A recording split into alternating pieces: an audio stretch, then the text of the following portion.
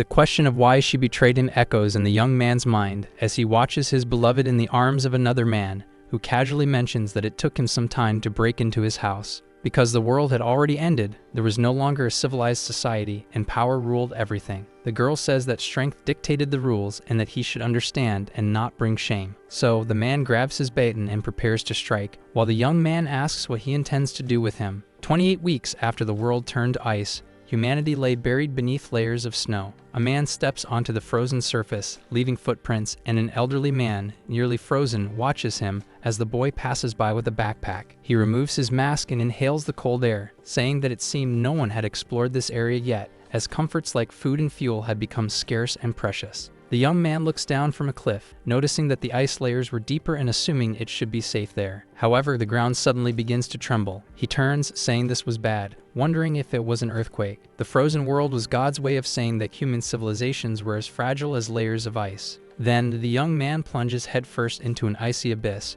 realizing that if he falls, he will lose his life. He grabs his equipment and tells himself not to give up now. Securing himself against the ice wall, barely managing to stay on his feet, he thinks he isn't slowing down fast enough. Eventually, he crashes onto an old store. Lying on the ground, he smiles, saying that he landed in snow and would have died if it had been solid. After all, as the saying goes, what doesn't kill you makes you stronger. Looking ahead, he appears anxious, because the scariest thing in this frozen world was a three-eyed creature, which some call the White Skins, monsters that see humans as prey. The young man is about to finish his sentence, but is startled by a white armor. He immediately flees, thinking that he is still far from being safe. A parasite crawls along the ice stalactites hanging from the ceiling. Just as the white armor is about to seize the young man, the ice stalactites are severed. They shoot toward the demonic creature, piercing its head before it can harm the boy. He wonders if it was just a collapse caused by the commotion, but quickly changes the subject. Either way, he was safe. Snow begins falling again above him. The boy shouts that more were coming. However, the snow only falls beside him. He is buried under the snow and sighs in relief, thankful to be safe. Yet he is now trapped as the parasite slithers toward him, creeping closer to his arm, which is stuck in the snow,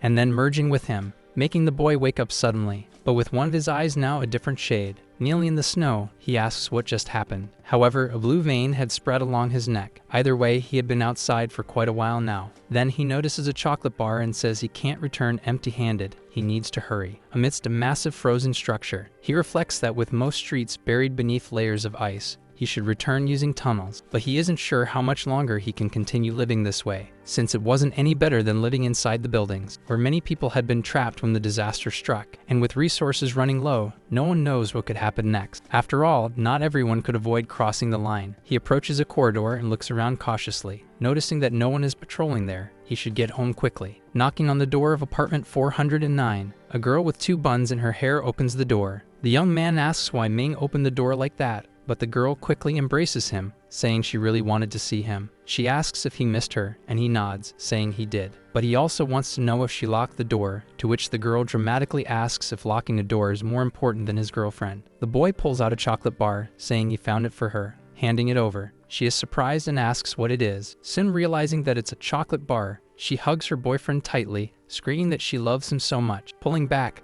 the girl asks if that's all, and the young man explains that he nearly got eaten by a monster to get it, so she should hurry up and eat. However, the boy's backpack is stained with blue blood. Growing suspicious of her partner, the girl breaks the chocolate bar. Sitting before a fire, he says he hasn't found anything decent in the past few days, wondering if he should eat all the seeds he managed to gather, because he had planted them all, but none had grown. However, if he ate them now, he might be sabotaging his future. So he sits on the chair anxiously, saying he would go crazy at this rate. The boy picks up a piece of meat and says that if eating this was safe, then the people here wouldn't need to tolerate their enemies anymore. He throws the meat into the fire, turning it blue as he remarks that it was highly flammable and a good fuel source. Seeing a broken clock, he wonders if it was Valentine's Day. Scratching his head, he reflects on whether he had forgotten about it, but he walks toward his girlfriend, apologizing for forgetting, only to fail in finding her. Outside the door, the boy hears a strange sound. That was the signal he had planned with Ming Ming, and he wonders what she was doing outside. So he quickly opens the door,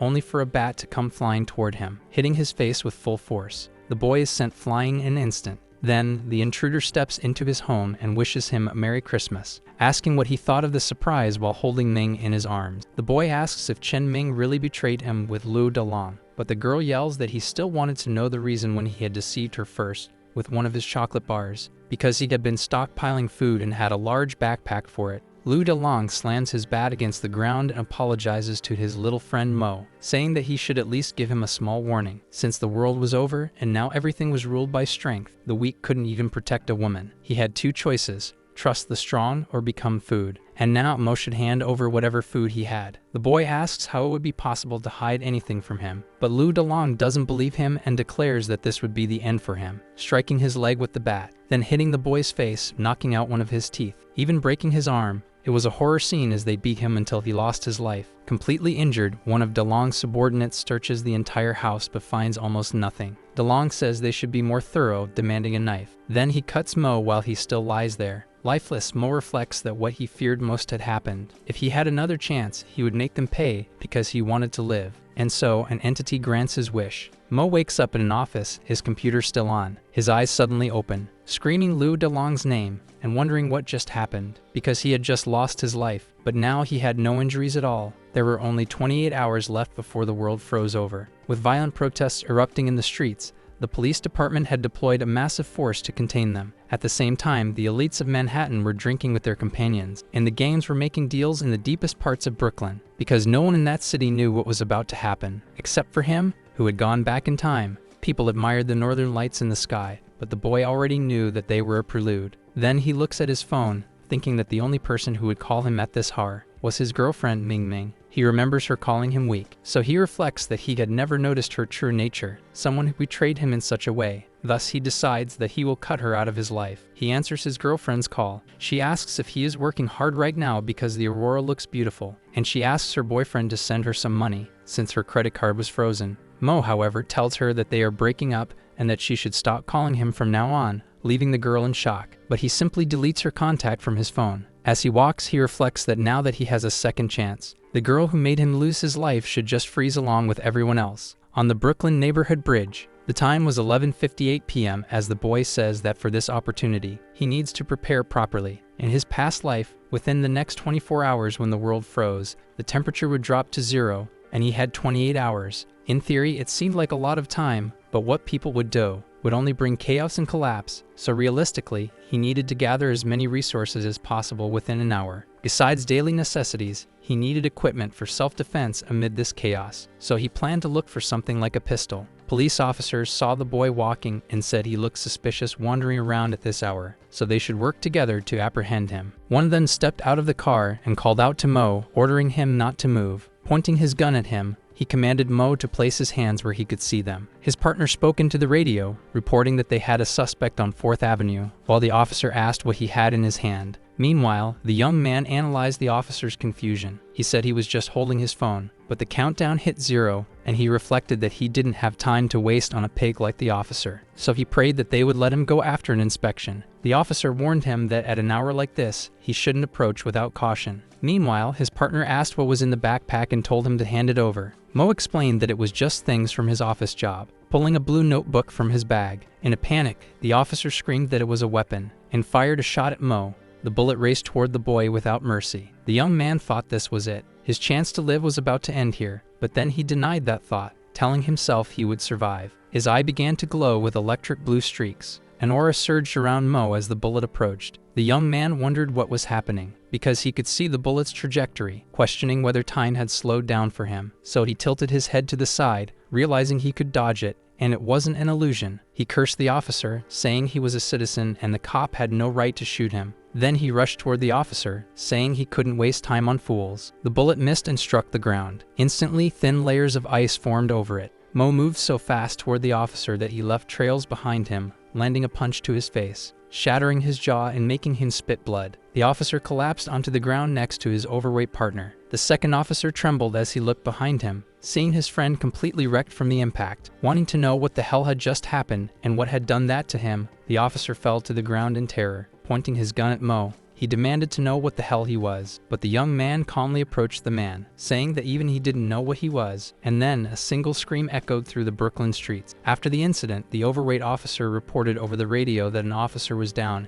and a suspect had fled with their firearm. He repeated his call, urging the station to respond. As a trail of blue energy formed ahead of him, he muttered that his day was cursed. Leaving a glowing trace behind him, Mo sprinted away, heading toward his home in apartment 409, and collapsing onto the floor as the energy dissipated behind him. The young man took deep breaths, shaken, wondering if what had just happened was real, wanting to know how he had managed to do all of that. Then he picked up the gun, determined to test whether he could do it again. He aimed the pistol at the mirror and fired a shot. His ice power activated, turning one of his eyes cyan. Mo suddenly moved forward, catching the bullet in his hand. He grinned excitedly as he realized what he had just done, wondering if he had awakened some kind of superpower. Looking at his shoulder, which was covered in ice, he questioned why, since the global freeze hadn't even started yet. Could it be because he moved with the bullet? Like a supersonic jet, perhaps? He concluded that this ability affected his speed. It might not seem too sophisticated on paper, but with his knowledge of the apocalypse, he was already one step ahead of everyone. A knock came at the door, making him turn to see who was looking for him. It was an elderly woman named Mrs. Fang. She questioned little Mo about what that gunshot was. The young man made up an excuse, saying it was just his TV, that he had broken the remote and apologized for the noise. But the woman sighed, reminding him not to forget what had happened at the nearby supermarket. The streets weren't safe, so he should be careful. Mo thanked her and apologized for worrying her, but she simply returned to her apartment, saying that young people shouldn't overwork themselves. And then she closed the door to Mo's apartment. The young man quickly shifted his focus back, returning to the main problem of resources. Remembering the supermarket that the old lady mentioned, he realized it might have everything he needed for the apocalypse. So, with a wicked smile, he decided he would stockpile his food. At the supermarket, the cashier yawned quickly while a security camera recorded the shelves. It captured only Mo looking at the food, but in the blink of an eye, he vanished into a blur. The girl didn't even notice, continuing to yawn in exhaustion. But then, an enormous receipt appeared on her screen. She wondered what it was, and if someone had made a purchase. Reading a note at the bottom, she saw a message telling her not to be scared and to go home to stay safe. That made the girl question the strange receipt. First they were robbed, and now they were receiving odd messages upon checkout. However, at the same time, two men entered the store. One of them had a pistol in his hand. The girl sighed, wondering what was going on these days. But then, the man pointed the gun at her head and apologized, because this was a robbery and she needed to hand over all the money in the register. He told her to hurry up while an icy aura crept toward the store. The gun began to freeze from the cold. Then, the entire store followed, coated in frost. A leg stepped inside as one of the robbers asked why it suddenly got so cold. His partner ordered him to turn toward the door, so he did, and came face to face with a tall, slender white armor. The thief demanded to know what the hell that thing was, what kind of monster it was. His partner immediately fired at the creature, but the bullets simply curved around its bluish blood. The thief screamed that they couldn't kill something like this, firing again as the creature's hand reached for him. The monster grabbed the thief while commenting on his face, slowly peeling off his skin with its fingers. Then it ripped off the man's face, saying he tasted bad. The cashier held up her phone, determined to record this. A video captured the monster devouring the thief. Police officers watched the girl's livestream on their phones, commenting that this format was popular. But then, an error message appeared on the screen, making them wonder if it was a government emergency alert. Suddenly, alarms blared throughout the city, warning all citizens. Mo opened his door, hearing that this was a broadcast from the Department of Logistics and Security for the Homeless. He was surprised it was starting already. The city was experiencing an unexplained cold wave, and everyone was instructed to shut their doors and windows. The cold wave was coming, and Brooklyn would be the first to suffer. An hour and 9 minutes had already passed since the beginning. Inside Building 58 of the new district, in an ordinary apartment, the alert urged citizens to pay attention. It repeated that this was a message from the Department of Logistics. Meanwhile, Officer Joe commented that it must be serious if they were getting involved. A girl smoked a cigarette while watching the alarm on her phone, and Mo used a screwdriver, thinking that there wouldn't be any setbacks. Lou DeLong flicked his lighter and asked if the man wasn't going to talk. Beaten and bloodied, the man weakly said he truly didn't know anything. So DeLong pulled out his phone, asking if he still didn't recognize it, demanding to know what was in that photo, because he had drugged the boss's daughter. The man sobbed, insisting he didn't know at the time. But DeLong crouched down, telling him that he should start praying, so at least God might have mercy on him. Then he stretched out the man's hand and drove a knife through it. He mentioned something about counting from 1 to 5 inside his box. Inside the box were 6 severed fingers. One of the henchmen asked DeLong what they should do with this guy, but the young man said that the sin of lust deserved death by fire, so they should throw him into the boiler. The subordinates hurled his body inside. Then they sealed it shut. One of them muttered that the boiler was old and might explode, but the other told him to shut up. Lua was waiting for them. However, the henchman near the boiler suddenly noticed something was wrong. A massive explosion erupted from the apartment. His friend grabbed onto his arms while his partner cursed, covering himself in the growing shadow. The screwdriver slowed to a stop. Mo declared that the plant cultivation structure was finally complete. With his current supplies, even if he didn't leave, he could survive for quite a while. But it still wasn't enough, because supplies would eventually run out, and sustainable self-sufficiency was the key. His plan was to build the perfect survival chamber, one that could sustain itself indefinitely. He picked up his phone, noting that the freezing phenomenon had been going on for almost an hour now,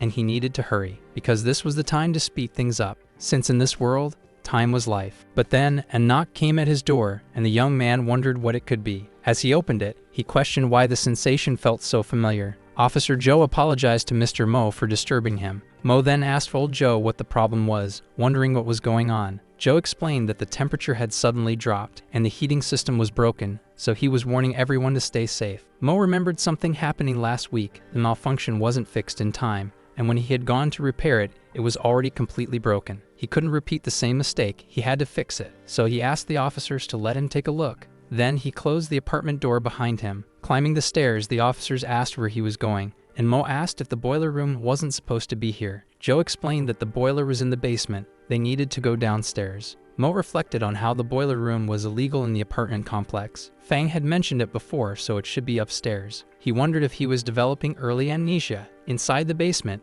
Joe commented on how cold it was. Then Mo noticed something strange about the smoke. It felt like cold air. Joe led him toward the boiler. Mo tinkered with it, saying it should be fine now. But then he noticed a blue liquid on his hand and wondered what it was. Joe's partner asked if there was a problem, and at that moment, two white skins appeared behind him, exploding his head while screaming for fingers, saying that they were growing back. Mo questioned how this could be a white armor, while Joe panicked, asking what the hell that thing was. Overcome with terror, he was paralyzed. The white armor prepared to attack. Mo activated his ability immediately, dashing in front of Joe and pushing him down to prevent the white armor from striking him. Then he sprinted away, muttering that old Joe had almost lost his head. He noticed that the door was still open, so he bolted toward it. If he ran at full speed, he could escape. But the white armor caught up, right behind them with its mouth wide open. Mo wondered how it could keep up with his speed. Then, the monster nearly struck him. Mo questioned if this was happening because he was carrying old Joe, so he picked him up in his arms, apologizing mentally, because he would have to throw him toward the door. Then he hurled old Joe with all his strength. Joe went flying, shouting, "What the hell is going on?" Crashing outside, knocked unconscious. Mo turned back toward the white armor, but the monster attacked with its head. The young man panted as he dodged the blow. That white armor kept repeating the word finger. Mo wondered if his power was connected to old Joe, trying to understand why this was happening and how his ability worked. He recalled holding old Joe and realizing that without him, his speed increased, but his ability was limited. The monster turned to attack again. Lin Mo blocked the strike, saying that his condition had nothing to do with the white armor, because it was clear that when he threw old Joe, something strange happened due to his energy activation. He wondered if there was some kind of connection between them. Noticing the pebbles on the ground, Mo finally understood his condition. In his past life, humans faced the white armors with no chance of survival, so all he could think about was running. But now things were different. Now he was the hunter, and no longer the prey. Mo grabbed a stone from the ground. This time, he wasn't running. He readied an attack, gripping the pebble in his hand, taking a baseball stance, charging his energy into the throw. Then he hurled it toward the creature. Mo's assumption was correct, just as he thought, because his ability could only affect targets contaminated by his energy. With kinetic acceleration, the energy amplified, and even a tiny stone, when sped up to a certain degree, carried the power of an electromagnetic railgun. Blood splattered onto the ground. It was dripping from Mo's eye. He questioned what was happening, noticing that his blood was blue, and wanting to know what the hell was going on. Mo collapsed onto the ground, vomiting blood, falling unconscious, unable to move. His last thought was about how cold he felt. But before his vision completely darkened, old Joe approached, holding the young man, calling him Lin, and telling him to open his eyes. Inside Joe's house, his wife commented that the wind was too strong. At this rate, they couldn't take him to a hospital. Meanwhile, the boys struggled to get the main door open. Joe ordered them to block the wind and turn on the heating. His wife worriedly remarked that the boy looked poisoned. As they shouted for him not to fall asleep, the officer found Mrs. Fang and started talking about Lin Mo, but the woman cut him off, telling him to stop talking and go find Xiao Zhou. Xiao Zhou approached, asking Joe to excuse him. She told Joe to leave Lin Mo there, and Joe commented that the boy would be fine. The doctor continued, saying the officer should check the stairs because it was a mess, and despite his body temperature being so low, he was still alive. She wondered if he was some kind of cryogenic person. The doctor began recording a report, stating that the male patient was suspected of poisoning and was still in a coma. His vital systems were abnormal, and his body temperature was around 10 degrees Celsius, but his pulse and nerve reflexes were in normal condition. She turned off the phone, saying it was unbelievable. The blood separation process was complete, and she needed to check the result. She realized it was something she had never seen before, because before centrifuging, the blood looked no different from normal blood, but afterward, blue impurities were separated. Since the analysis would take time, she needed to continue observing the patient's surface characteristics. Even on his body, if not looked at closely, the markings could be mistaken for veins, but upon closer inspection, they resembled an allergic reaction. Suddenly, Lin Mo opened his eyes. The doctor asked if he had finally woken up, while the young man tried to understand what was happening to him. The woman continued, telling him not to walk around like a headless chicken, while Lin Mo wanted to know who she was. Xiao Zhou lit a cigarette, saying she was an unlicensed doctor and for some reasons couldn't reveal her real name, but he could call her Dr. Zhu. She then asked how he ended up in that state, because to be honest, she had never seen these symptoms before and wanted to know what had happened in the basement. She was very interested in him. In Brooklyn, the temperature had dropped to minus 29 degrees Celsius. The world record for the lowest human body temperature was 13.7 degrees Celsius. While the human body could tolerate 0 degrees Celsius, prolonged exposure froze tissue and destroyed cells. Temperatures below 32 degrees Celsius caused hypothermia, and humans couldn't survive in minus 29 degrees Celsius or with a body temperature lower than 13.7 degrees Celsius. After explaining this, the doctor removed the thermometer from Mo's mouth, telling him to take a look. His current body temperature was 11.5 degrees Celsius. It was a miracle he was still alive. Lin Mo could only wonder how this was possible, trying to figure out if it was because of his ability. But he didn't have time to dwell on it. He needed to complete his plan quickly. Dr. Zhu smirked, saying she understood. Lin Mo then slipped on the water on the floor, falling and hitting his head as Zhu turned around, annoyed, telling him that she had ordered him not to move since his body was weak. But that wasn't the real issue. She had discovered what was wrong with him. She asked if he had a superpower, shocking the boy, who wondered how she knew. However, he didn't have time to waste on her. He scoffed, asking what kind of joke this was. But Zhou explained that she had been observing him as a doctor. The young man thought that as long as his ability was active, even if he had to climb everything again, it would be faster. But then blue blood dripped onto the floor. The doctor asked if he was okay as he coughed up blood. He realized he couldn't accelerate now, and based on his past experiences, he knew what was about to happen. Meanwhile, DeLong walked toward a door, saying that after meeting with Dr. Zhu, they needed to behave a little better. His subordinates understood. Then he stopped in front of apartment 509. Inside were Zhu and Lin Mo. The young man was startled, wondering what was about to happen. But Zhu gritted her teeth and told him to get up. He needed to move, asking for Lin's hand. Lin sat up on the stretcher, asking what the problem was, but the doctor ordered him to lie back down. There was no more room for questions. The young man needed to understand why all of this was happening so suddenly. Zhou told him that if he wanted to survive, he had to do exactly what she said, telling him to wait and not move under any circumstances. Then she pressed the button to open the door. Lu Delong stepped inside, apologizing for the intrusion. He was greeted by Dr. Zhu, who asked what he wanted. The man asked if he could come in for a quick chat, and the woman told him to do as he pleased. Inside the house, Zhu asked what he needed. The gangster explained that he had heard the resident of apartment 409 was receiving treatment and had something to discuss with him. Zhao replied that the person he was looking for had died from poisoning. DeLong simply sighed, saying that was unfortunate. Lin Mo recognized Lu DeLong's voice and wondered why he had appeared here. If in his previous life he had been completely frozen before showing up. If he could use his acceleration ability now, he could take DeLong's life himself. The gangster notices something strange and turns around, saying that Dr. Zhao had been working hard all this time, but he had seen the patient blink, so he wanted to be sure that he was lifeless and asked what she thought about him helping to check. Zhou says that she had already told him the truth. Then DeLong presses the ignition of her lighter, saying that the doctor had saved so many of his brothers on the street, and there was no way to repay her, because it was his fault and the woman shouldn't be upset. But she shouldn't forget who was taking care of the clinic and her, so she should give a quick answer about something. Then he leaves the apartment, telling her to think about it, and Ju complains that it was nonsense. But she tells Lin Mo to get up because DeLong had already left, and she thought he had many questions to ask. Lin Mo asks why DeLong wanted to take his life this time since there was no reason like in the past life, and also why Zhou was protecting him. But before anything else, he asks the doctor where his clothes were, and she wonders if that would really be his first question. Brooklyn reaches -40°C.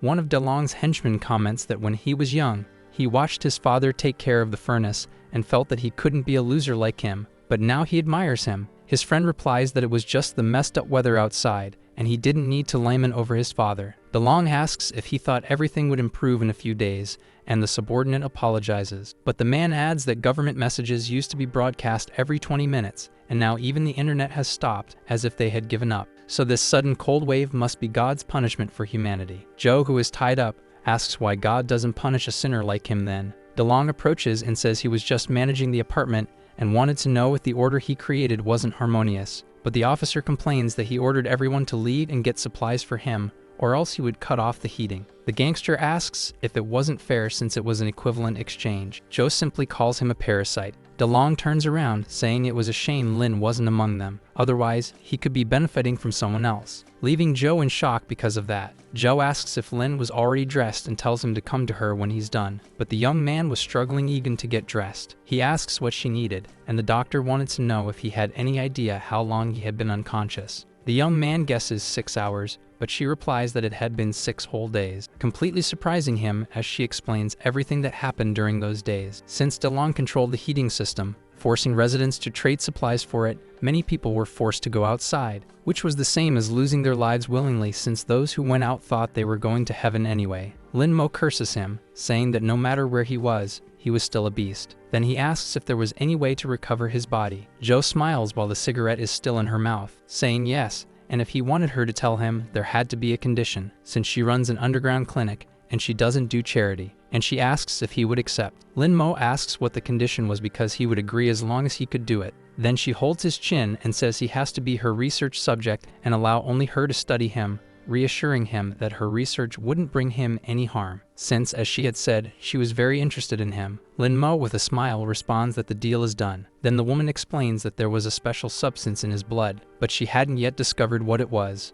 What was certain was that it absorbed thermal radiation and converted thermal energy into usable energy for the entire body, but absorbing too much made his body cold. Simply put, his body suddenly had a way to store energy, so he was just hungry. Lin Mo asks if eating would be enough to recover. The doctor agrees, but the amount he needed to eat would be huge, and she didn't have that much food. The man tells her not to worry because he would figure it out. Then he heads towards his apartment through the emergency stairs, thinking that it was good he had prepared in advance and planned to go to the supermarket to buy some supplies, moving stealthily against DeLong's henchmen because as long as he got home safely, it would be a victory. Opening the door of apartment 409 and pressing the button on his key, he notices that everything inside was frozen. Lin Mo wonders if they cut off the heating in his room because that could freeze someone to death. But because of DeLong, his room had turned into an igloo, so he opens a box, saying it contained the highest calorie food. Inside were stacks of chocolate bars. He remembers Ming Ming and says he needs to change this brand the next time he buys chocolate.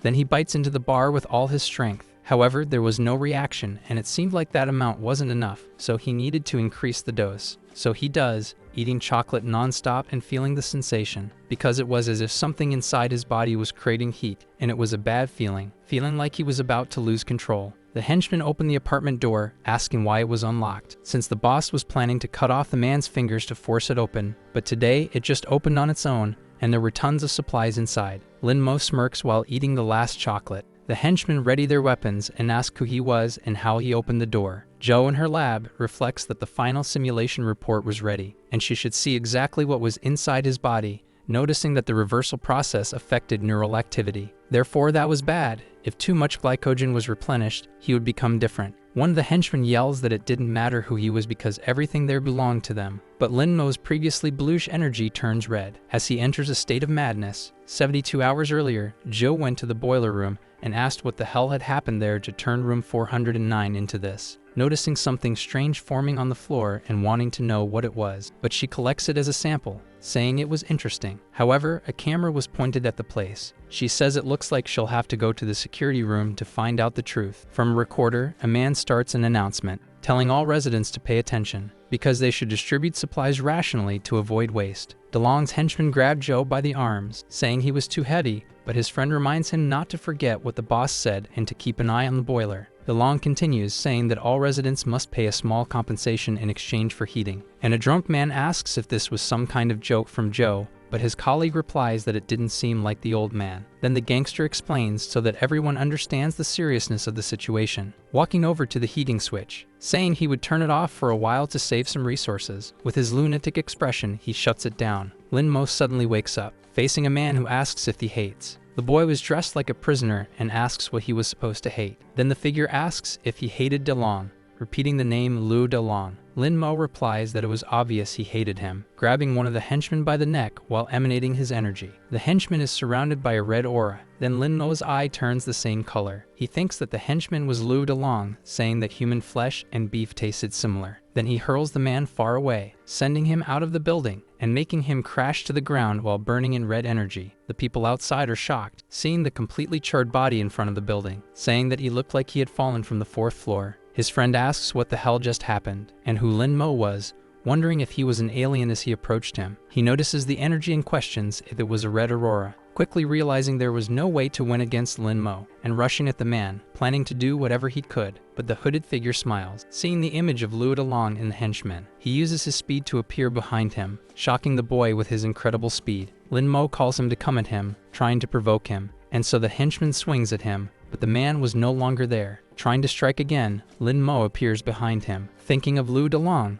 telling him not to move. Then the hooded figure prepares his hand, stretching it back as the henchman runs toward him, and then activating his power with his eye, dashing forward and slicing the man's body in half. Someone suddenly opens the door. Ming calls out to Lin Mo, shocking the boy with her presence. He looks at Ming, who was pointing a gun at him. Then shooting a dart toward his stomach, he asks why. Zhou says it was just insulin, making Lin Mo's aura dissipate. And as he falls into her arms, the doctor explains that it was to break down the excess heat in his body. But she looks ahead, astonished. Because all the plants had bloomed, she wanted to know what had happened there. Hunger is a catalyst for human atrocities, from eating each other to wars, which are things that repeatedly occur throughout human history. But as agricultural technology developed, human society gradually stabilized. However, hunger never left them, for in a frozen world, cultivation is an almost impossible task. History was about to repeat itself, but there is always an exception. So Lin Mo sleeps with his head resting on the plants. Zhou comments that he hadn't been awake for long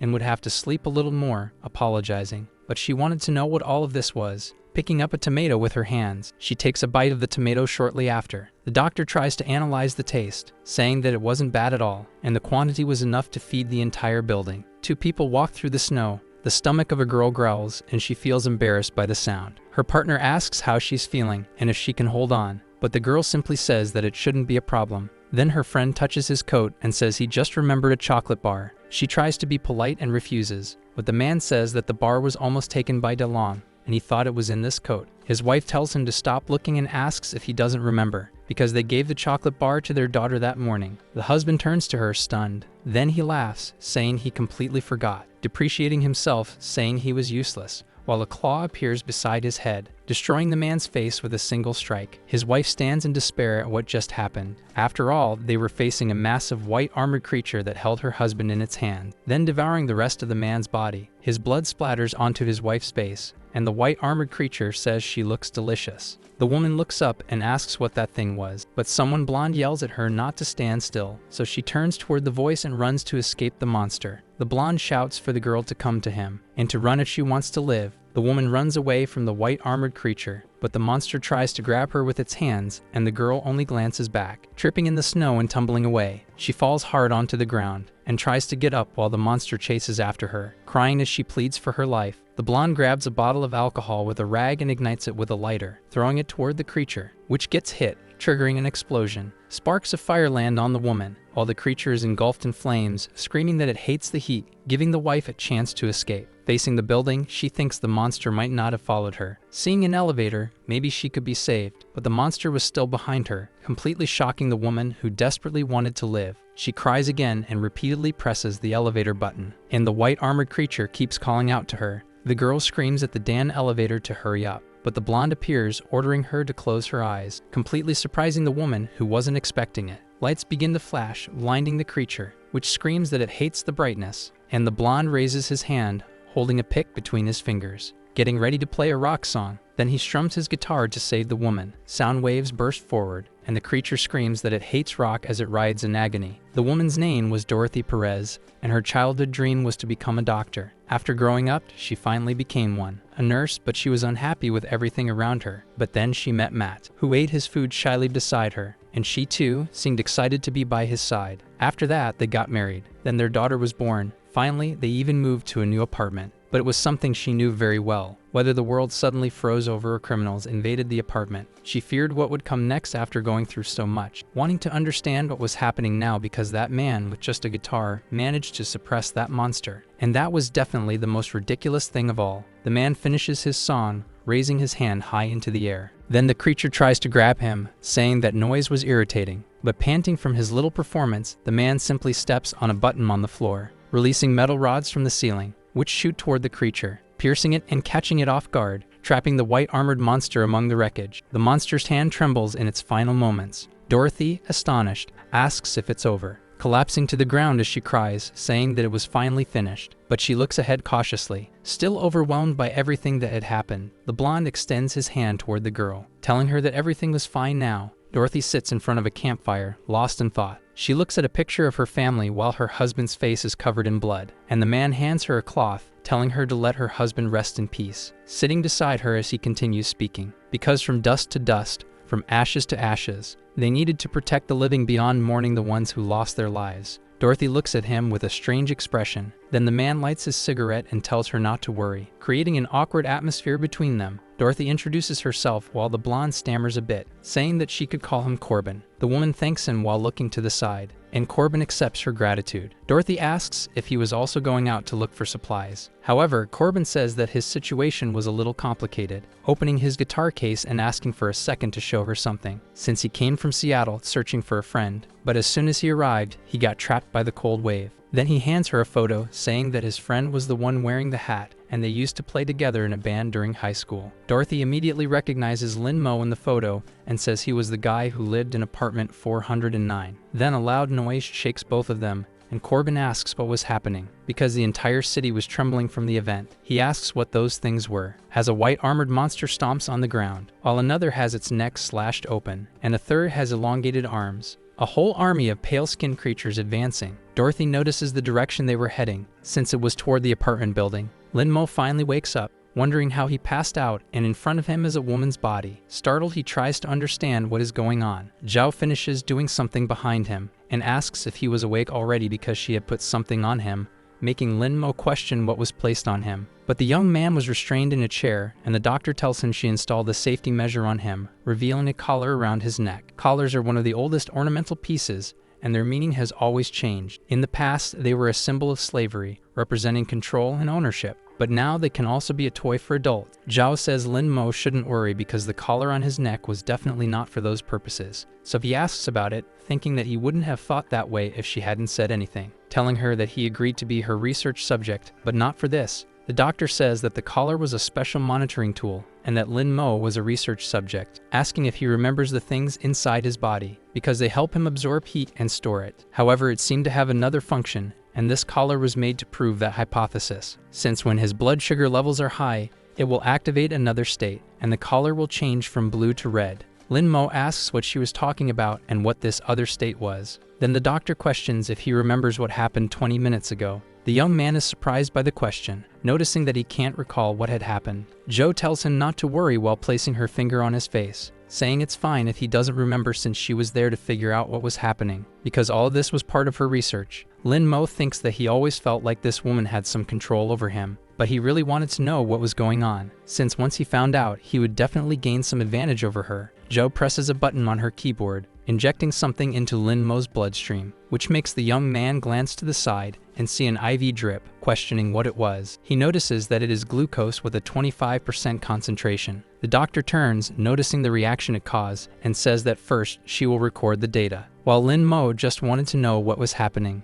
Zhou smiles and says she almost forgot. She kneels in front of Lin Mo, and the young man asks what she was planning. Then the woman places a plant between his legs, completely surprising the man with the unexpected action. He quickly looks at the plant, His gaze starts to turn red along with the marks on his body. Then a red energy fills the room. He shouts that the doctor dared to deceive him, but his other self appears, saying that it was interesting. Stepping out from behind Joe and walking toward Lin Mo, he approaches the small branch of the plant, making it grow and then bear tomatoes. Then he asks if Lin Mo could see him now. The young man asks what was going on, and his other self says it was nice to meet again. Lin Mo questions if he was his other self, trying to tell the doctor that he was hallucinating, but his other self explains that the doctor couldn't hear him now. Lin tests it for himself, realizing there was no reaction when he spoke, so he asks if this was the work of that entity. The other self explains that, in a way, it was, but not entirely. Lin Mo grows irritated and asks what he meant by not entirely, and who he was, besides the fact that they looked the same. The being explains that they were both together, to be exact. After all, alone, he couldn't have reached this level. He pulls down his hood, saying that regarding his identity, that should reveal who he was. Lin Mo is shocked when he sees. After all, his other self's eyes were bluish, and he asks if Lin remembers. The young man says that he was the parasite from back in the cave, and the parasite confirms it, showing the mark on Lin Mo's back. He explains that his powers and the ability to resurrect were thanks to him. Transforming into a woman, she tells them both to get along. The National Security and Logistics Bureau was a branch of the agency, also known as ASLN, and was one of the few departments that could operate independently. The logistics agency had its own medical unit, administrative units with capable people, and even military units. This agency was considered the last safeguard of civilization in the world after the government collapse, and someone calls out to Xiao Luo, asking if the network had not yet been restored, while the woman had a photo of herself and Ju on her desk. Xiao Luo says that Miss Barbara had asked the same question 28 times in the last 2 days. Then Barbara sighs, looking at her partner. Xiao Luo begins to explain about the information department and a hardware issue, but Barbara shouts that she already understood. She has the surname Ripley and is a level 4 leader in biochemistry, saying that, to be honest, they were just passing responsibility around. Barbara asks if the report was complete, and Xiao Luo says it was almost ready. The woman says that was good enough and that it should be sent to her first, and her subordinate questions about the rest. With disdain in her voice, Barbara says that the bald guy wouldn't read it seriously anyway. Because the situation was urgent now, she opens a government document. She thinks that it was all starting again,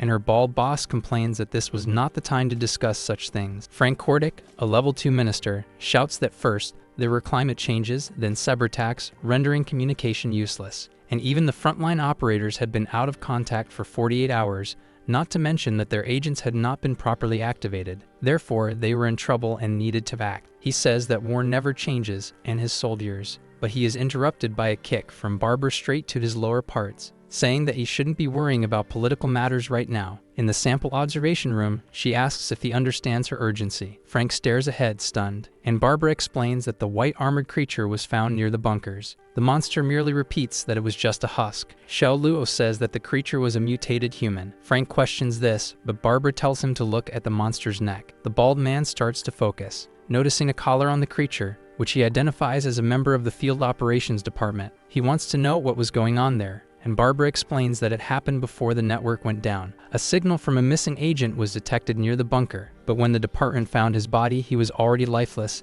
and his codename was Silver Hammer. She explains that 24 hours later, the body underwent a mutation and became what they were watching now. Xiao Luo adds that they had obtained some information from the CIA, and this creature was being monitored even before the Cold Wave and other related events. That footage was from the same supermarket, and those two were the first monsters, temporarily referred to as husks. An image of Lin Mo appears on the screen, and she says they had been calling him number 0. The young man wonders what was going on there, because just a second ago, the parasite was an insect, but now it had turned into a woman, whom he actually finds quite beautiful. The parasite smiles while looking at Lin Mo, saying that humans get shy when they see the opposite sex naked, then sitting on the young man's lap, making him wonder if it was an illusion, because the surroundings seemed as if time had frozen. The parasite says he could think of it that way. Lin Mo is startled, asking if she could hear what he was thinking. Then the parasite explains that yes, she could, because they were now fused, and Lin Mo complains that the explanation was weird. The woman says he could only see her because of Zhao's sugar, and Lin Mo realizes it was an illusion, then asks if the parasite had been activated. She twirls her hair in her hand and says that, strictly speaking, that was his blood. and that was the part that granted Lin Mo his abilities. The young man asks why she was parasitizing his body, and the woman says he was a curious creature, because she was different from humans and didn't belong to this dimension, making Lin Mo repeat that statement in disbelief. The parasite continues, saying that they needed to parasitize the bodies of natives to gain the ability to understand this dimension. The young man complains that it sounded like something out of a cheap romance novel. The parasite says her race has no name or definition, traveling between dimensions without perceiving time but unable to interfere, needing hosts to break barriers. However, she admits it must be hard for humans to understand, saying that they wanted to hear their own names and see the castles built over time, yet they couldn't interfere with the world, questioning how they could prove their own existence. Lin Mo asks if this was existentialist philosophy, because from what she was saying, she sounded quite lonely. The parasite is suddenly surprised, then bursts into laughter, asking if he was feeling sorry for her and if this was what humans called empathy. Then choosing humans as hosts seemed to have been the right answer. She embraces him, saying that his current expression was cute, but she had some bad news. Since the moment they fused, Lin Mo had become a target for the husks. The white armored creatures advanced toward the apartment, taking the form of wolves that gathered together. Their leader comments that the scent there was of food, but he also smells an enemy, ordering his group to move toward the building. The creatures crash into the structure. Lin Mo asks what the parasite meant by husks, and she responds that he would find out soon. However, if he needed anything, he could seek her out since he now knew how. Then the parasite claps her hands, and time resumes its normal flow. Meanwhile, a vial falls close to the ground. A severed head lands beside it. A girl runs away from a white armored creature. In a corridor filled with lifeless people due to the sudden attack, the building's residents run, rushing down the stairs. But a man is cornered by two monsters, banging on the door and shouting that it had locked itself at the worst possible moment. The white armored creatures finally reach him, piercing his body as they break through the door. Lu Delong's subordinates had been taking care of Officer Joe, but they prepared to fight as the creatures invade,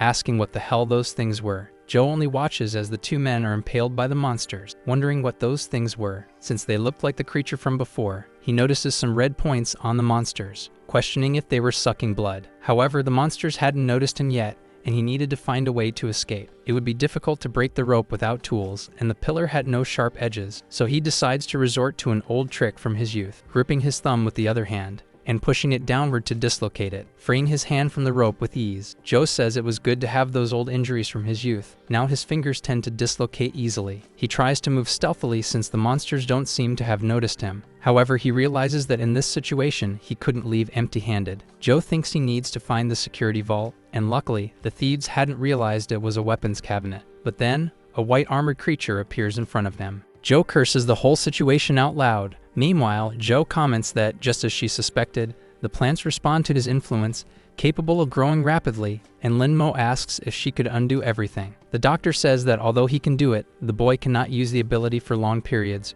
or he would end up weakened. She has collected most of the data she needed, and Lin Mo yells at her to hurry up and help him undo it. A tremor shakes the room, and Joe questions what that sound was. The door of the room begins to rattle. Frightened, the doctor asks what is happening. Lin Mo is surprised and asks if it could be a monster. One suddenly appears in the room. He notices that it is a white armor. The parasite whispers in his ear that it is the shell. Lin Mo turns around, asking why she is still there. But the creature puts a finger on his mouth, saying that this was not the time to be thinking about that, because if he doesn't act fast, Zhao will lose his life. Lin Mo activates his ability and rushes forward, questioning why all the women around him are so difficult. He picks Shu up in his arms while apologizing and asking for her permission. Then he flees far away using his powers. The creature attacks the wall since Zhao is no longer in front of it. Lin Mo lands on the ground, still holding the girl, and asks if she is okay. However, he notices the girl's embarrassed expression. She touches his chest and says it was fun to experience his ability like that. Lin Mo helps her up while they both face the monster. Joe questions what it is, and her friend responds that he doesn't know,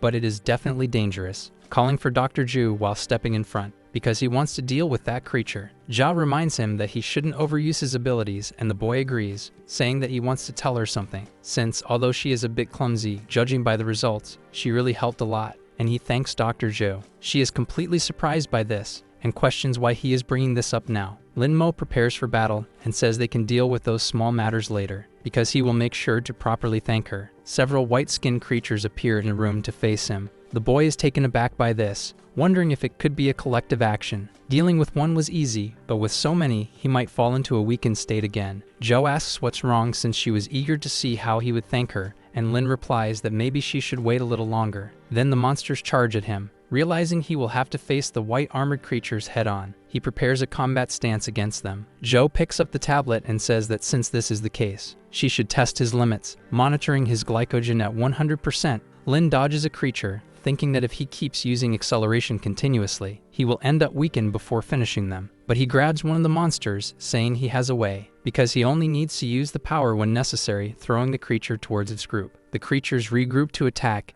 and Lin thinks they are not as dumb as they seem. But he is no longer the monster's prey. Lin Mo activates acceleration in his eye, noticing that when the ability is activated, time slows down for him, allowing him to observe the beast's movements and predict their attack. Thus, he dodges the strikes, realizing that with this, he doesn't even need full-body acceleration. And the same applies to his attacks, advancing against the creatures again. Even unarmed, as long as he accelerates his fists to a certain degree, he can trigger a supersonic explosion, destroying everything in the room. Lin Mo turns to the remaining beasts and asks if they are afraid now, since he is just getting started. Joe, analyzing the data, comments that although calorie consumption hasn't decreased, the efficiency of ability usage has been optimized, since in all this time he has consumed less than 10% of his energy. She finds this interesting with a smile on her face, calling Lin Mo a test subject, and telling him that he could unleash himself with that previous move. Lin complains that, as he suspected, she was monitoring his body condition. The beasts charge at the boy, who prepares his strike, shouting that the doctor is a fraud while unleashing a blast of power. Lin Mo takes a deep breath after the attack. The veins in his neck have already turned blue,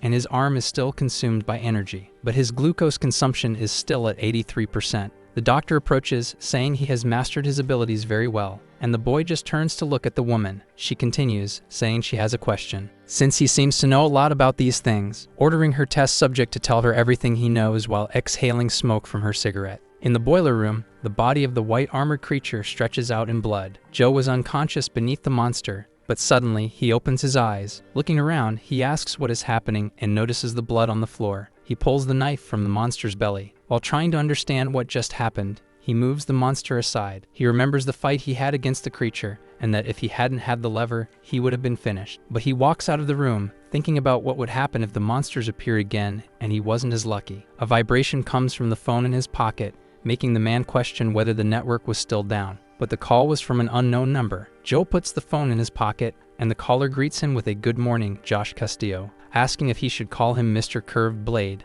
Lin Mo explains everything he knows to Ju, while thinking that he wouldn't mention having lost his life once and traveled through time. The doctor changes her outfit and comments that she expected as much, but if he was done talking, he should help her with the zipper. The young man zips it up while she explains that it was a prototype environmental protection suit from her previous job, and Lin questions the sudden outfit change. Joe tells him to look at the ceiling. Since the white-skinned creatures had invaded the vents, they might have damaged the ventilation, and asks if Lin hadn't noticed the temperature drop. A noise is heard outside. Both go to the door. Finding Dorothy's daughter, Joe comments that it's just a child, and Lin says she's his neighbor. The little girl runs, and the young man chases after her while the doctor says she hates kids. Lin is surprised when he looks down the hallway, because the path is covered in blood and a little girl is pointing. Zoe notices several corpses on the floor and says they are residents of the building. While Lin wonders why all of them have gunshot wounds, he approaches the child, telling her it's dangerous around here. But the girl points to old Joe, who is lying on the ground. Lin thinks that he had already lost his life, and in his previous life, it had been Joe who took the initiative to share food, but he also lost to a white armored creature. So he touches the body's shoulder, saying that in the end, good people never get a happy ending. Suddenly, Joe grabs Lin's hand, which startles him, making him scream dramatically. The old man explains that he hadn't passed on yet but still owed Lin one. The little girl grabs Joe's hand, asking if she is a doctor, because her mother said that doctors wear clothes with red crosses, and she had one on the back of her hand, asking if she could help Uncle Joe. Joe looks at the child without reacting, but then she steps closer, saying she will make an exception and won't charge anything. She kneels beside Joe and asks what happened to leave him in this state, but Joe says it's a long story, since after leaving the boiler room, his plan was to get to the security room, but the first floor was full of monsters. He ended up climbing the emergency stairs and found several survivors along the way, and since the monsters were coming, his only option was to keep going up. But that's when something happened. Lu Delong appeared with a firearm, shooting survivors in the head as they climbed the stairs, leaving the bodies for the white armored creatures to devour. Joe asked what the man was doing, but DeLong commented that he was simply using the weak to buy himself time, shooting at the other survivors along the way. While aiming at the girl, He said that the strong had always been above the weak because it was a rule established by God, firing his weapon again, hitting Joe, who stepped in front of the shot. After that, DeLong kept going up, while Joe lay there bleeding until he lost consciousness. Zhao says that fortunately, the bullet didn't hit a vital point, but he lost a lot of blood and needed to get to a safe place. Lin Mo repeats the name Lu DeLong with rage, stepping forward as Joe asks what he plans to do. The young man looks back while activating his abilities. DeLong shoots at other people along the way who scream for him to wait, saying they are human. But the man contradicts them, saying they are just weak meat, and that having bodies everywhere was good since it was enough to slow the monsters down. Because although that place was an old warehouse, it should be the safest spot in the building. He opens a door, hoping to find supplies inside. But he notices a dark presence coming from the hallway. Lin Mo pulls down his hood, saying that he is facing the man once again, calling out to Lu DeLong with anger. The gangster fires at the young man, asking if he wasn't supposed to be in hell, but Lin dodges all the shots while charging toward DeLong, landing a kick that severs his leg, then lunging forward with his hand shaped like a claw, slicing off the arm holding the gun, and grabbing DeLong's head with his hand. The man asks why he is doing this while Lin heads toward the balcony. Since he hadn't even done anything to him yet, Lin Mo questions how he could say he hadn't done anything, but then he realizes that nothing from his previous life has happened yet. But after coming back, he never sought revenge, as he only wanted to create a safe place for himself. However, looking at the situation now, that had been foolish as innocent people lost their lives. And all of this made him furious, but it was clear that his anger wasn't just toward DeLong, because he also felt anger toward himself for being such an idiot, burning DeLong's body with his power, and hurling it toward the white-skinned creatures while declaring that now, if he were to do it again, he would do the same to his enemy 100 times over. Because that was the law of the frozen world. Joe and the little girl warmed themselves by a fire. Zhao comments that the building manager used this place as a storage room, so it could be useful to them since there were still some supplies left. Lin Mo sits in the corner near a crate, thinking that he finally got his revenge, but it didn't feel like it was enough. The doctor interrupts him by smacking his head, asking what he is thinking, since she already suspected he had issues with that bastard, and it was normal for people to become compulsive when they had great power, but in Lin's case, it was different. Thanking him for getting rid of DeLong, Lin asks if she also had problems with the gangster, and the woman recalls moments from her past with him pointing a gun at people. The young man stands up and says the doctor doesn't have to answer if she doesn't want to, since they would be staying there for now, and because it was used as storage, the heater didn't work, and seeing how the place was, everything still seemed intact. But old Joe was injured, and Maggie was just a child, so they wouldn't be able to rely on the fire in the barrel forever. With dangerous white-skinned creatures outside, they needed to reinforce the room's security, and they could use the available materials for that. However, if they wanted real warmth, they needed to go to the power room. Joe comments that the building is full of monsters and fears what could happen if they don't do something about it. Maggie suddenly sneezes while they are talking. Lin says she could end up with hypothermia if she stays still like that, and Joe explains that there is only one way. Inside a garbage tunnel, footsteps are heard. Mo suddenly falls out, landing face first on the ground, grumbling about it being the garbage tunnel of all places. But he is surprised when he looks ahead. Seeing a creature that looks like a core, he wonders if the white-skinned beings have fused with the residents, forming a nest. He turns around, noticing a strange noise, wondering if it could be a white armored creature, but Joe suddenly falls on top of him. On the ground, Lin comments that the doctor is stopping him from getting up. The doctor retorts that she can move if he takes his hand off her. A sudden noise is heard, and she signals for Lin to stay silent. Then the creature looks to the side, passing by them unnoticed. Zhao asks what that thing was, and Lin wants to know why she even came there. She explains that 2 people are needed to operate the power room, and since Lin's body is in a weakened state, he might pass out there. The monster then suddenly charges toward the wall where they are hiding. The young man wonders what kind of monster that is, as it is different from the other white armored creatures,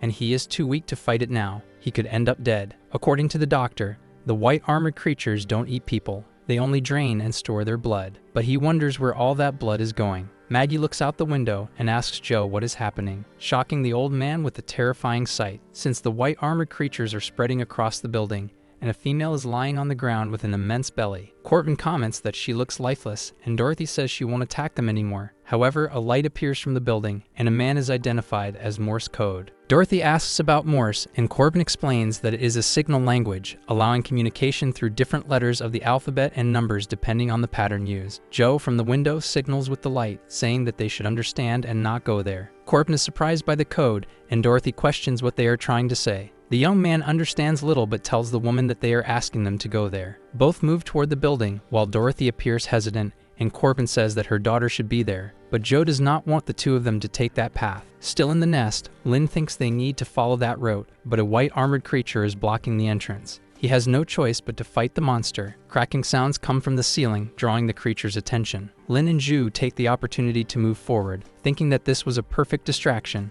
The doctor comments that the veins on the floor seem connected to those who lost their lives. Lin agrees and says it's bizarre to use humans as part of a nest when suddenly something emerges behind him. It is a white armored creature with a skeletal structure. It takes on a humanoid form, resembling a lich. The creature shoves its hand into its own belly, pulling out intestines and using them to forge a sword, then swings the weapon downward. Lin senses something strange and curses the monster. He pushes Lin aside while accelerating his step. The creature charges to strike both of them, while the young man tries to reach Joe, getting slashed on his back to shield his friend from the attack. He steps back, holding onto the woman, saying that the monster is much faster than he is. Because that white armored creature is far stronger than the others, Lin places his hand on his own shoulder, thinking about how powerful that white armored creature is. The monster suddenly makes a sound, its vision entirely focused on Ju. Lin Mo wonders why its target is the doctor and not him, but the creature lunges forward with its sword. The young man manages to push Joe aside, but gets slashed by the swords. That monster is too fast, making it difficult for Lin to hold out, because if the creature keeps attacking like this, both he and the doctor might lose their lives here. He wonders if he is about to die again. The parasite appears, talking about running away, asking if that isn't what people of his kind do in situations like this, because as he knows, in this frozen world, there is no mercy. It is a world where everyone is equal. So if he abandons the doctor, he might still survive. Lin says that he won't run away, because if he does that now, there would be no difference between him and Lu Delon, saying that he does not need to abandon his humanity to survive, surprising the parasite with his response. Lin explains that if she is part of him, she should understand. When innocent people lose their lives, his chest aches, and he feels suffocated. That pain is his humanity's suffering, just like the fossils of his ancestors, which bear fractures proving that they did not abandon their companions. Therefore, Lin can only think of one thing now. Since he has this power, he will make sure to use it to his advantage, forming veins across his body and horns. The symbol on his necklace begins to be consumed by the veins. As the white armored creature charges toward Ju with its sword, the doctor is frightened and starts sweating, but the creature's attack is blocked. A bluish white armored creature stands before her, and Ju asks what it is. Lin is that monster and declares that with this power, he will protect people. He notices that he looks similar to that white armored creature, but he clenches his fist as he does not feel the same as it. The young man releases energy into his hand, and his monstrous body takes on a blue glow. The parasite comments that this is interesting because it seems she made the right choice in selecting him, and the young man will now feel the essence of power. Lin then charges to punch the creature, landing a blow that the monster defends against. He advances again, attempting a horizontal kick, but the monster dodges. Lin has become faster, but it is still not enough as the monster continues to evade. Joe questions what is happening because he has created a new layer on his skin, as if he is absorbing energy from the air and converting it into power. But given the place they are in, she wonders if this is an unlimited energy source and what the essence of this power is. Lin thinks that for now he will put aside his resemblance to the white armored creatures as the monster strikes at him. Even with this power, it is difficult for Lin to defend himself and fight the creature, dodging the monster's attack by a hair's breadth, landing a grazing punch on the creature. They collide and Lin thinks that he can accelerate time, wondering if he could do the opposite. The creature charges with a diagonal strike and then flees from Lin, heading straight toward Dr. Zhu without hesitation. Lin concentrates his energy into his fist, striking the creature's nest. The monster, which was just about to attack the woman, stops in time, only a centimeter away from hitting her. Lin thinks that it worked, but he prepares to run, saying that this is it, because he will finish the monster with a single strike, slashing multiple times across the creature's back, calling this attack Shadow Fist. Time returns to normal, and an explosion occurs. Zhao falls to the ground, covered in the creature's blood, while Lin extends his hand and says they need to leave as they can't stay there. With the temperature reaching 26 degrees Celsius, Zhou comments that they did it, while Maggie cheers because it's warm, and says she wants to see her mother. A noise is heard in the cell, and Zhou asks what it is, wondering if it could be a white armored creature. Lin opens the door, informing old Zhou that he's back. The old man greets him, saying that they finally returned, but the young man asks what happened to him, while Zhou tells him not to get agitated, because if the wound opens again, she will have to stitch it up.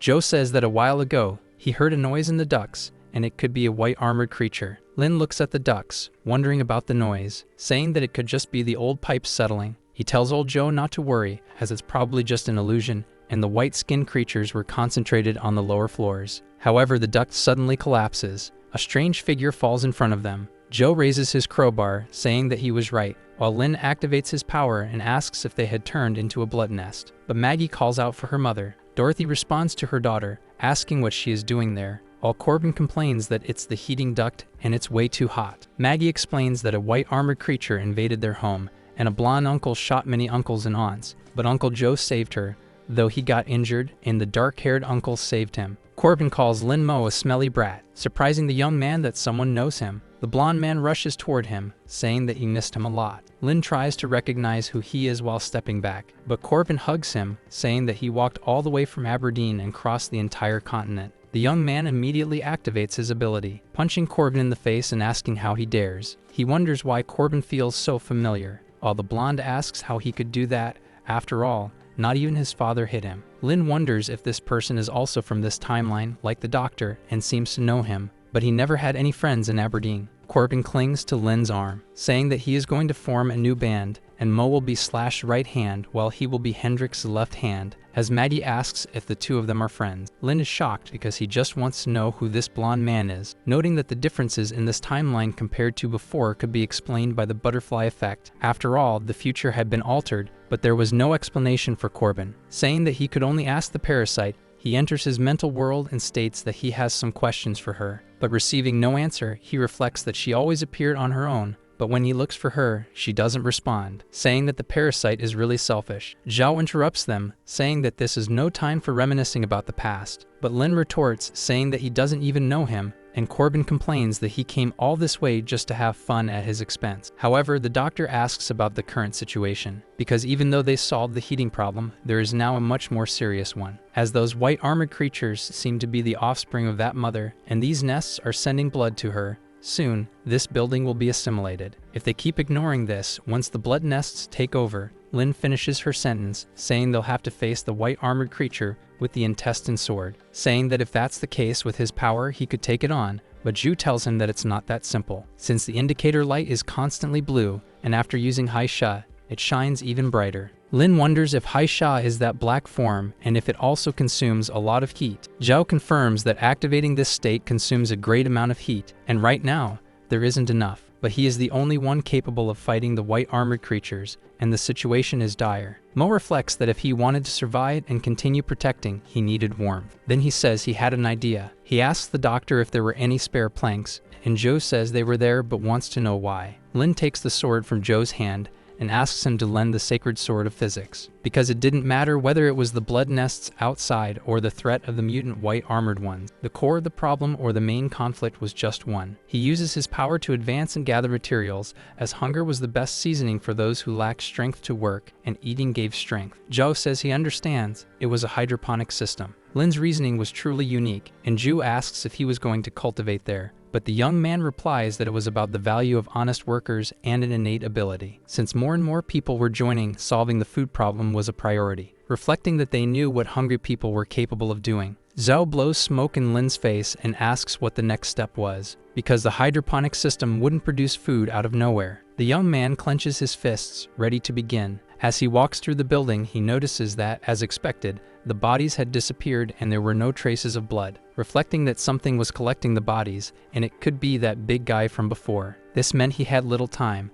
and the blood nests would soon reach that floor, so he needed to act fast. Lin wanted to use the black form to eliminate the source completely, but before that, he needed to solve the problem of warmth and food. Corbin interrupts him, calling him Haigu, and asking where he was sneaking off to alone. Lin questions how he followed him, but the blonde replies that everyone understands, and Lin didn't pay attention because he thought having a bad friend like him was embarrassing. However, he understood his friend, and now that he worked at a big company, a beggar like him wasn't well regarded, and Lin wanted to know what that had to do with this guy. Corbin continues, saying that now they were alone, he could speak freely, but the young man just finds him annoying. The blonde places a hand on his shoulder and asks why his brother wouldn't speak, but Lin simply replies that they were screwed, standing face to face with the big guy in the blood nest room. Under a bridge, Corbin calls Jerry, since they were quite similar, because they had both been expelled and could only hide under the bridge. From now on, he and the rat would depend on each other, but if he didn't want to, he didn't have to leave. Besides, it was raining and Lin appears, calling him. He says he knew where his friend was, because whenever he got kicked out of somewhere he hid there,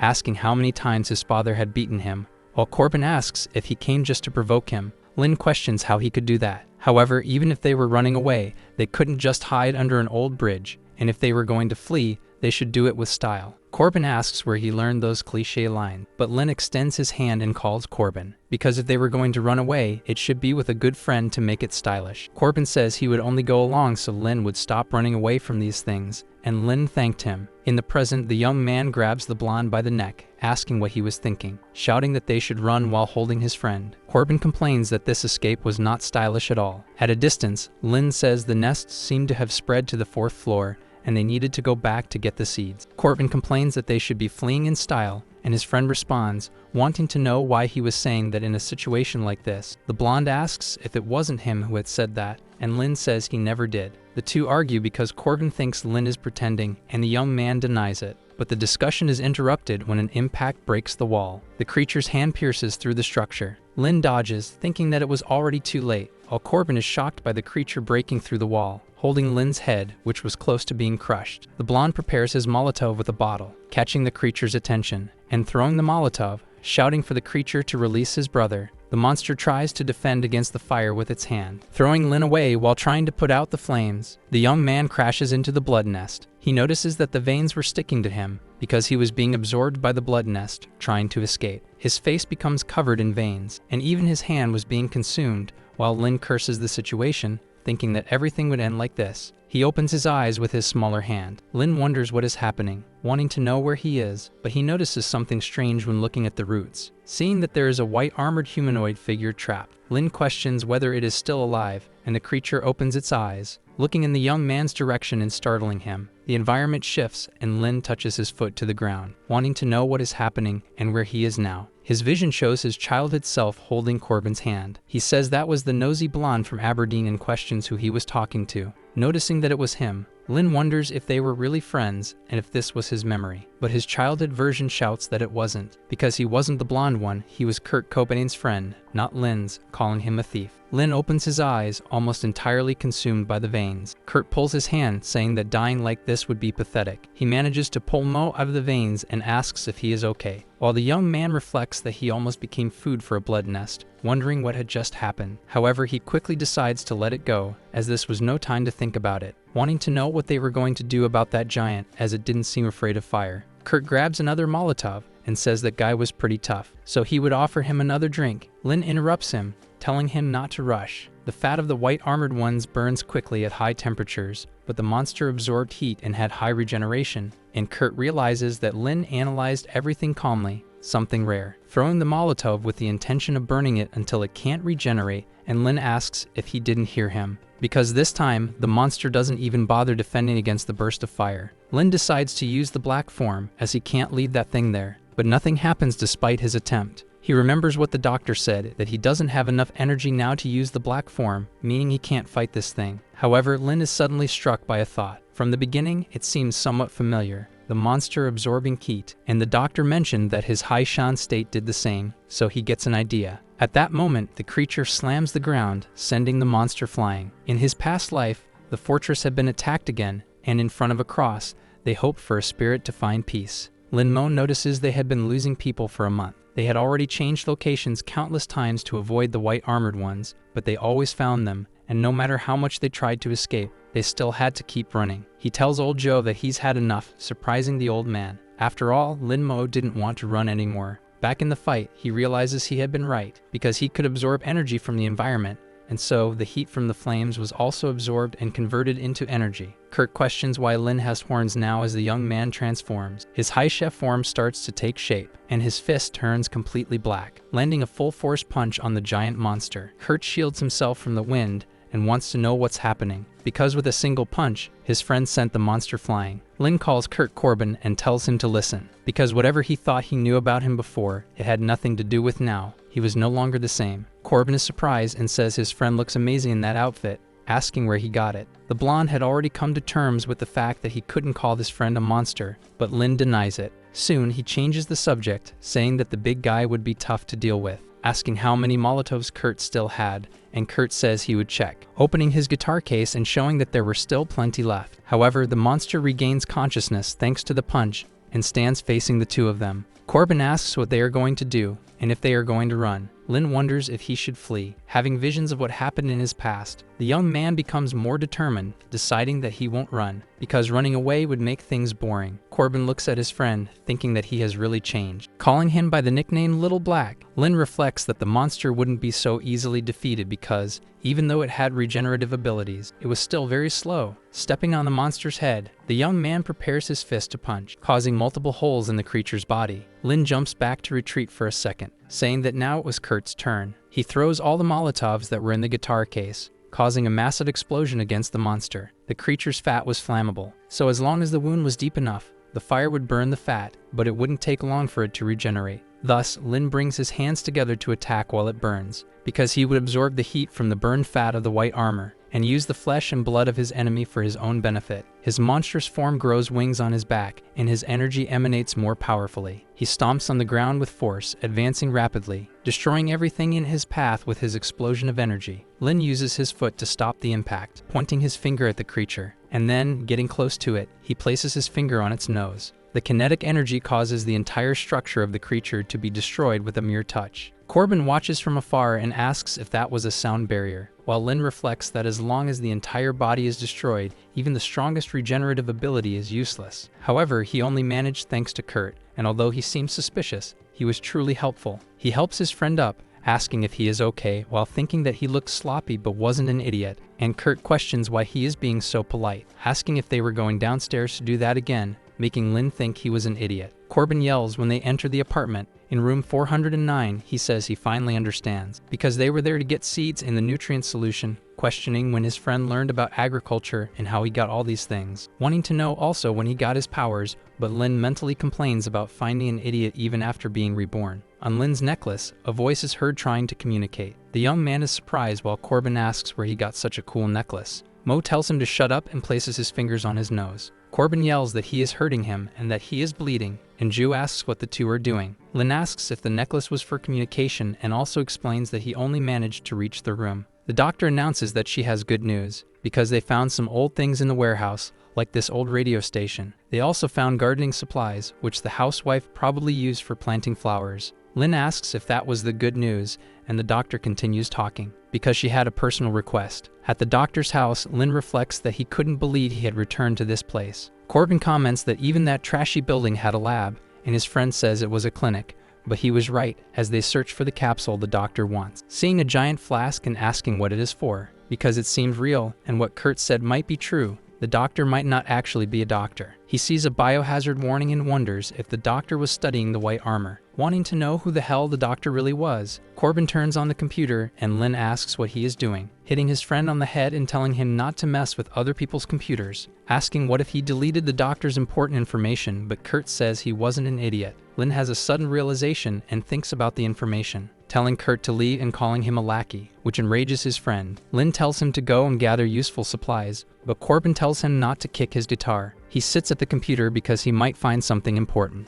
Lin finally finds information on the computer, seeing a photo of her younger self and noting that she was Shire, also noticing the ID on her neck. The young man understands that the doctor was hiding things from him. The base door opens. Joe greets Lin for returning, asking how it went, and Corbin explains that everything went well while Ju listens to the conversation, distant, watching the people. Lin explains that he managed to collect some seeds that were in the room due to the limited number of accessible floors, and unfortunately, he didn't find anything to eat directly, while Joe says it wasn't his fault but Lou DeLong's for stealing the supplies. Then he asks for help planting, but Lin refuses since old Joe was injured. Joe offers to help since she knew a bit about botany and biochemistry and could be useful, asking if Lin didn't think so. The young man agrees, looking suspiciously at the doctor, but Kurt interrupts them, saying that he would help too, then changes his mind upon seeing their looks. Lin tells him to go to the kids' table with Maggie since he wasn't helping. Separated from the others, Joe asks about what she had requested earlier. Lin shows the flask and asks if this is what she was referring to. But when the woman reaches for it, he steps back and tells her to wait, wanting to know if she wasn't going to explain anything before taking it, because he needed to find out who the hell she really was. With a smile on her face, Joe asks if he still hadn't figured it out. Lin notices the expression on her face and questions if the doctor did it on purpose. Zhao remains silent, keeping her smile. The young man wonders if the capsule was just bait to lure him to her house, wanting to know what the former biochemical department agent, Zhou Shuya, was planning. Zhou grabs the flask and says he got half of it right, because it wasn't bait, but rather the key to humanity's survival. She asks if he remembers when he became Hai Shan, as he looks similar to the monsters, and she believes there is a connection between him and the creatures. The organ reinforces this theory. Even in that state, it was still absorbing heat, much like what happened to Lin. The young man asks what this has to do with the key to survival and why she revealed her identity. Zhou tells her test subject not to worry, because whether for food or for storing energy to face the mother outside, they needed to solve the planting problem quickly. And if she isn't mistaken, when he created the hydroponic tank, he was thinking about using the red limit state to accelerate plant growth. In other words, the key to everything was Lin entering the red limit, but he didn't have enough energy to fight, let alone reach that state. Even if he could absorb heat from the surroundings, he still wouldn't be able to, because his storage organs weren't efficient enough yet to allow it. So if she could add this organ, they could have a more efficient absorption system that would enable Lin Mo to enter the red limit. Lin stops, intending to think for a moment, but Zhu presses the flask against his abdomen, summarizing that to survive, he needs to insert that into himself. The young man asks if there wouldn't be any rejection reaction, but black veins begin to spread over the flask. Zhou asks what that is. Then the veins form a face and an immense force. Lin Mo also doesn't know what is happening, wondering if the Black Fury wants a piece of the white armor's flesh. The flask shatters on the ground, and Zhu analyzes that the young man's body couldn't wait any longer. Thus he enters the red limit state, collapsing to the ground as a creature emerges from his back. The doctor wonders if his power source came from a parasite, wanting to know how he could fit such a massive entity inside his body. Lin simply smiles in the red limit state. It was time to plant. He says the seedlings mature naturally, and the shells were sterilized, free of green algae, with only a few things missing. But he hears a noise from the top of the shelf. Maddie touches a plant and asks what it is because it's so small. Lin says it's a lettuce seedling, and the little girl asks about seedlings. So the young man explains that it's a baby lettuce, just like little Maggie. The girl disagrees, saying that's not true because she is taller. And then she asks what lettuce even is. Dorothy appears and says it's the green vegetable in her favorite burger. So Maggie asks if her mom can take her to eat a burger when her dad comes back. Dorothy tries to talk about her father, but Kurt comes up behind Lin and bluntly tells her that her father is gone, leaving the young man speechless. But he quickly interrupts Dorothy's train of thought and turns to Corbin, asking if he brought the wheat seeds to make bread. Corbin responds that he did, and Lin follows up, asking about tomato and cucumber seeds to make a burger. Then they ask little Maggie if she would like a burger, because they would eat as soon as the little lettuce became big. Maggie asks how long that would take. Lin explains that if they were in ancient Greece, he would be the god of agriculture, and with him, plants would grow super fast. Then Maggie shouts that this is great. Dorothy thanks the guys, and Lin introduces himself as the guy from apartment 409. The woman says that they are trapped in this situation, and if they could at least make plants grow faster, they wouldn't suffer from cold or hunger. Kurt says his friend is super talented and wasn't joking, but Lin interrupts him before he can mention his powers, dragging him away and asking him not to say anything because the fewer people who know, the better. And Kurt asks why. Lin tells him not to ask, remembering Zhao mentioning that she worked on a fire in the field project during her time in the Secret Service. The security level of the program was high, and the departments involved were confidential, even among themselves, but she managed to obtain specific information. A project to infiltrate agents among civilians using drugs, brainwashing, and hypnosis, creating human monitors while the NSB protected the country. She didn't know if the NSB was paralyzed or not, or if there were NSB monitors among them. But if they found out about him, nothing good would happen, and the fewer people who knew, the better. Lin agrees, saying he had a solution while hitting Kurt on the head. Corbin walks away with Dorothy, saying she didn't need to worry since Lin was the god of agriculture. The young man looks around, searching for someone, but then he notices he was alone. He points his arm at the plants, deciding he would begin, focusing intensely with his eyes closed, then activating the red limit. But he was being filmed by a camera, and it was being broadcast. A satellite beeps, and communication asks if it has been restored, restarting the system and connecting the satellite to search for whatever they could find in the sky. People ask what is happening because the area was frozen and they would need to gather ground information to locate terrestrial equipment, activating the only 3 drones available. However, since it was cold, the batteries wouldn't last long, so they needed to collect as much information as possible before losing them. An employee asks what his superior was looking for, and he responds that he was searching for anything useful. She tells the boys to stay low because, with luck, they might find a sign of survivors or a rescue team. One of them responds that there was nothing interesting on his side, noticing the vane on the building and telling them to wait. As he gets closer, the vanes take over the transmission, but the drone is immediately destroyed. The mother raises her bleeding hand, and the drones question what that was and start recording. But the creature begins pulling the vanes from around it. A limb emerges from within the structure. The entire building shakes, including Lin's room. He wonders if it was an earthquake. He approaches Zhou and asks what is happening, but the doctor tells him to look outside, because it seemed like they were running out of time. As a giant-eyed creature appears, staring through the window, Zhao explains that this was what the mother had given birth to, the child. The being simply asks where it is, unintentionally activating Lin's ability, wanting to know where its head was, extending its arm to use its ability. Kurt approaches the two and asks what was going on. The energy in the creature's hand starts generating lightning. Then Lin shouts for everyone to get down. The monster blows up a large part of the building with its ability. Lin closes his eyes to try to shield himself from the power, opening them again to look to the side. He holds Zhao, thinking that was close,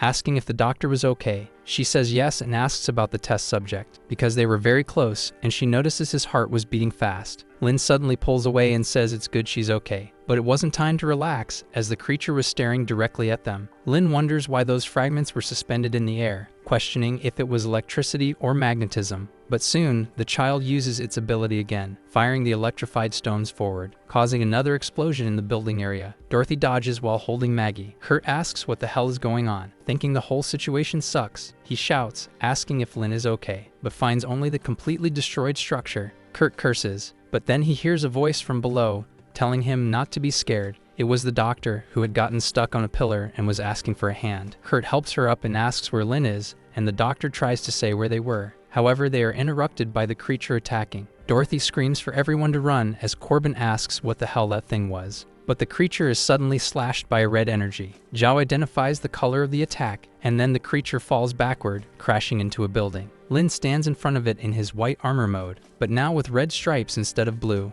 A camera records the wreckage. The person watching asks if this was the monster the rescue team had mentioned, the one lifting stones with its power, breaking the drone, which was the last one remaining. The people watching ask what they should do now. Pops explains that it hasn't been long since communications were re-established, so it will take a while for the bunker to make contact. A woman says the bunker just needed to wait because those in the field had a lot to think about. And his colleague asks why he doesn't prepare for exploration, since they might find survivors. Pops refuses as the situation outside was uncertain, and it was better to wait and see what might happen. Another explosion occurs at the site of the battle. Lin emerges from the smoke, his body outlined by a different armor, and even creating more energy horns. He reflects that this was beyond the red limit and seemed like something else, like rekindled embers, so he clenches his fist. The child throws more stones toward the young man, but he takes a deep breath in his monstrous body, sitting on the ground to advance, and quickly rising from the ground, heading toward the stones that were thrown at him. Lin leaps over each of the stones, sending them back. The creature keeps trying to control them, while the young man thinks that embers did not burn intensely and were instead burning silently, like eternal sparks. The monster raises its hand and begins gathering several stones to launch at the boy, as if forming the structure of a meteor, and fires its ability at Lin. The attack approaches and the young man reflects that the sparks were not dying out. He channels energy into his fist to continue his thought. Because all of this was like the prelude to a wildfire on a plane, Lin strikes the meteor with his fist, causing a shockwave that spreads across the entire block. A building explodes from the flying stone fragments, striking all the houses around, and even hitting the creature itself. Dorothy questions what that red thing was, and Kurt was about to explain, but Zhu tells him to keep it a secret. Joe asks if it was an angel, surprising the three of them, because he defeated the creature and seemed like an angel sent by God, but his terrible face looked more like a demon. Lin falls to the ground, now with wings forming at his waist. He reflects that this time, he had gone too far, causing immense destruction to the building. The parasite asks if it wasn't fine, since he was the only one who could handle this kind of power. Lin asks if she was willing to leave and calls her an insect. The parasite is surprised and asks if he had something to tell her. The young man says he had many things. She raises her arms and says that thanks to the crazy doctor who fed him the core, she was in a good mood. So if Lin wanted to ask something, he should do it now. Lin asks what exactly white armor was and was about to ask another question, but the parasite places her finger on his mouth, saying they would do this little by little. She explains that white armor would be more accurately described as an empty shell, like a body without a soul, entirely bound by the obsession of its past life, just like Lin was bound, or rather Mo, who lost his life in the other timeline. Since time was not continuous for the parasite, Lin could die, and she would leave that timeline and move to another one. In this process, the soul and consciousness would go with her, leaving Lin's body behind, because the version of him that lost his soul would turn into an empty shell, and perhaps his shell was fighting somewhere out there. Lin reflects that all the places where conflicts arose in his memory now made sense, and the parasite tells him he understood quickly. The young man realizes that technically he had not been reincarnating but rather traveling through time. The child begins to shed its skin, because there was a core inside it, and a flame appears on its head. Lin realizes that each white armor corresponded to supernatural beings who had traveled through time. Xiaoliu asks Barbara what they were looking for, and the woman replies that if the guy from the field who turned into a monster brought a delivery, then they needed to see what it was, but her subordinate objects, saying it was the highest level of evidence and that their boss would be angry. But soon, they realize that the package was a head. The child calls for its head, asking where it might be, and creating a blast of energy thanks to the fire on its head. Lin defends himself from the energy using his arms, asking what was going on, and if that creature could not die. The parasite says that it was a special child and they should ask it, while Lin wonders why he was still talking so much when that normally didn't happen. She replies that they were all her and that time was not linear, but he was an idiot. Lin asks if this was the time to discuss that, and if she was acting like a child because of it. The child charges with an attack, and Lin notices its speed was high, but the monster prepares another electromagnetic blast in its hand, completely surprising the boy in his form. He dodges, saying he was almost caught, and that the creature was really fast, but compared to his new form, it was nothing. The child places his hand on the ground and picks up stones, throwing them toward Lin, who wonders why he was floating and if it was an effect of gravity. Then the creature pulls him closer, grabbing the boy by the neck. Lin notices that the monster is absorbing his heat and says that this is bad, wondering if they were of the same origin. The parasite appears and says that it is difficult for them to drain each other completely, while Lin complains that she came again. Bluish arms emerge from the boy's back, pulling the creature's hand away, throwing it far. Another armor appears behind Lin, taking on a monstrous face but a feminine body. The parasite says she will have to do this herself, considering Lin's condition. The boy looks at her, impressed, while the parasite asks if he thought she would just stay inside him watching. But the boy shouldn't be surprised because with the second core, she would create another body. The child charges at both of them, but the parasite says that will destabilize the energy balance. Then she lifts her leg, colliding with the creature while saying she has no time to waste. The creature uses its ability at the tip of its foot. Lin warns the parasite that it's the gravity trick again, but she tells the boy not to worry because, since they couldn't escape gravity, they would ascend, and so she touches his chest. A bluish energy is transmitted to Lin, shattering the entire ground around them. The parasite is pulled by gravity, and the creature charges forward with its hand. However, a sword appears in the parasite's hand. Flames envelop the child's head, then it dodges the parasite's attack, being grazed on the shoulder, leaving the hit area clean of its armor. Someone watches from a distance with binoculars and says they have found 13. Their partner asks if she was around here, and the woman replies that it wasn't too far, but the current situation wasn't suitable for recycling because she had found an interesting guy. The parasite says that this was his true power and that it was a waste to fight barehanded. Then Lin wonders if there was another function. The creature was repairing its arm, but she suddenly creates a scythe since she could do the same. The man removes his hat and says he didn't expect 13, the Holy Mother, to be forced into this state. He planned to use the chaos of the revelation to steal 13's abilities and then her head to find the agency, but he hadn't expected this to happen. Irina wants to intervene, but he says that would expose their movements and that the logistics agency wouldn't stop for a revelation. The girl agrees with Father Cross and says it was because they were chosen by the Holy Spirit. Another woman embraces Irina from behind and tells the priest not to be so serious, pressing her chest against the girl's back. She says that little Irina had been a member of the prophetic association since childhood, so taking care of one requires patience, and Irina asks where she was touching. The priest warns that Jinyu was late, and the woman says that dealing with the insects following them was difficult, so the priest thanks her for being well. Since everyone was there, they should watch the distant stage, because the plan was about to be uncovered. The child launches an attack using its scythe. Lin wonders if it was a shockwave that attracted, but the parasite simply charges forward, calling him. He reflects that moments ago she used the attraction force to cause a massive explosion and now was trying the same thing. Then he tells the parasite to wait because it's a trick. The parasite is surprised upon getting close, being caught by a burst of attacks that she blocks with the sword. The repulsion force of the scythe sends the parasite flying far. Then the creature charges from the ground, aiming for a downward strike at the parasite's head. She is startled by the attempt, but is struck by the blow. Her scythe is embedded in the ground, but there was nothing there. Looking forward in search of the two, Lin holds the parasite in his arms and says that, as he mentioned before, she was fast. but compared to him, the child was at least 500 cosmic velocities behind him. The parasite gets up and says that this was the child's ability and not an ordinary shell, while Lin responds that he felt it. She was stronger than the other white armors. Father Cross explains that a body is supposed to be empty, but it is filled with the soul, and it was not in harmony. That's what he thought when he first saw 13. Since she was both a divine child and an empty shell at the same time,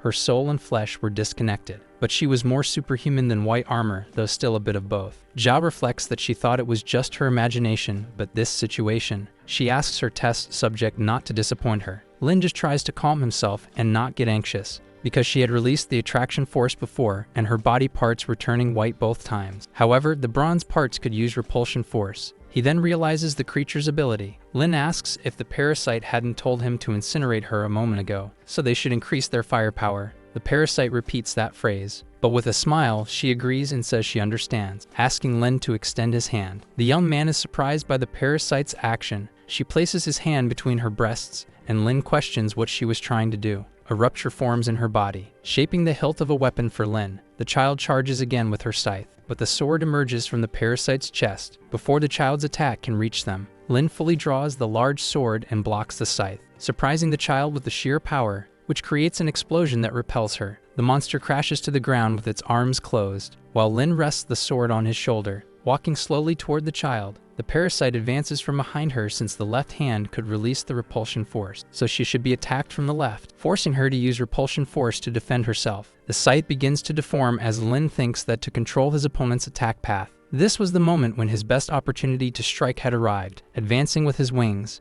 Therefore, he would counterattack from the monster's right, forcing her to use the attraction force to pull him closer. Attraction force could only be used for defense, so she could only change the path of Lin's attack. In this case, that was exactly what the young man wanted because it would prove that her body was like a magnet, following magnetic flows. These flows became Lin's acceleration zones, because by adding the kinetic energy coming from his rapid speed, that was the exact moment to give his all. Lin causes an explosion in the area with his attack. He takes a deep breath after landing the blow, while the child looks upward. Lin had managed to pierce the creature with the sword. The parasite follows up with an overhead strike, aiming to deliver the finishing blow to end the battle. Cross prays for God to protect his chosen child, using his golden pilgrimage attack. Lights carry Irina onto the battlefield. Jinyu questions whether she was sent correctly since it might cause some discomfort, but the girl says she's fine and summons the holy coffin. The parasite was about to strike from above when Irina draws her sword. She says it's interesting because it's like looking in a mirror. Irina had a protective covering over her eye, shielding her. She finally unsheaths her sword, slashing at the parasite. Lin asks who this girl was as she approaches, because he thought she was a superhuman. 13 deconstructs in front of them both. Irina grabs its core with her hand, and as the parasite tries to intervene, Jinyu warns of a sneak attack. The girl flips her sword around, blocking the parasite's strike. She hurls the monster far away. Lin catches her by the waist. Irina, holding the core in her hand, says that 13 is safe, and she wants to return quickly, but Crost asks for a moment. The priest says he could see her from there and would mark her as a direct target, so she should jump when the time came because he didn't want to bring the ground beneath her down as well. Lin wonders what Irina is trying to do as the girl crouches and says it's troublesome.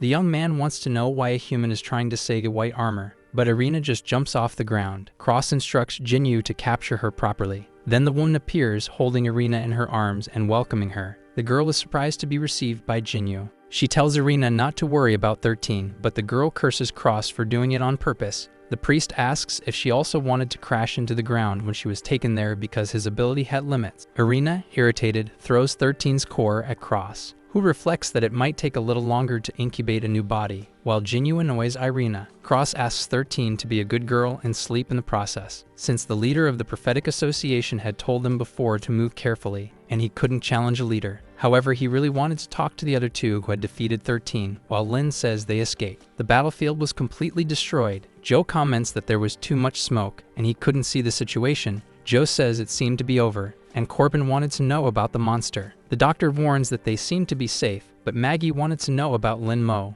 The officer calls for Lin while trying to see through the smoke, wondering if Lin had gotten out of there. The young man appears and asks why everyone was looking down, because today he had to get up from the 3rd floor. In the medical room moments later, Joe questions if Lin hit his head, as it seemed like a blessing from God. The young man agrees, and Ju tells him to move his hand because she was going to take a look. Lin says he is fine and whispers to the girl that it isn't necessary. Zhao responds that he wouldn't lose anything by letting her check, then whispers back that they should act properly. Joe says that everyone being okay could be considered pure luck, but due to the shockwaves, the pipes broke outside and the heating system probably wouldn't work anymore. So after a big round, they were back to square one, but Lin tells him not to be pessimistic, since the situation wasn't as bad as he thought. When he went up the stairs, he discovered that the blood nests had disappeared, meaning they could go down to check the lower floors. But their group was the only one alive in the building, though it wasn't time to grieve, since they needed to find the former residents' supplies to block the wind and rain. So he tells Joe not to worry too much, because he would let everyone know to relocate, while Joe trembles with his phone in hand, saying that the agency wasted no time. Outside, someone knocks on a truck. The doors open, and the soldier greets Captain Pops, Sergeant Rhodes, and Corporal Lay, saying that he was Secret Agent Zion White and was there to deliver the bunker's orders to capture the superhuman Lin Mo. Corbin asks if that was what Lin meant by dirty business, while Maggie wonders if that meant they were safe now. And Joe wouldn't say they were completely safe because, after all, the situation outside was bad, since the heater was broken.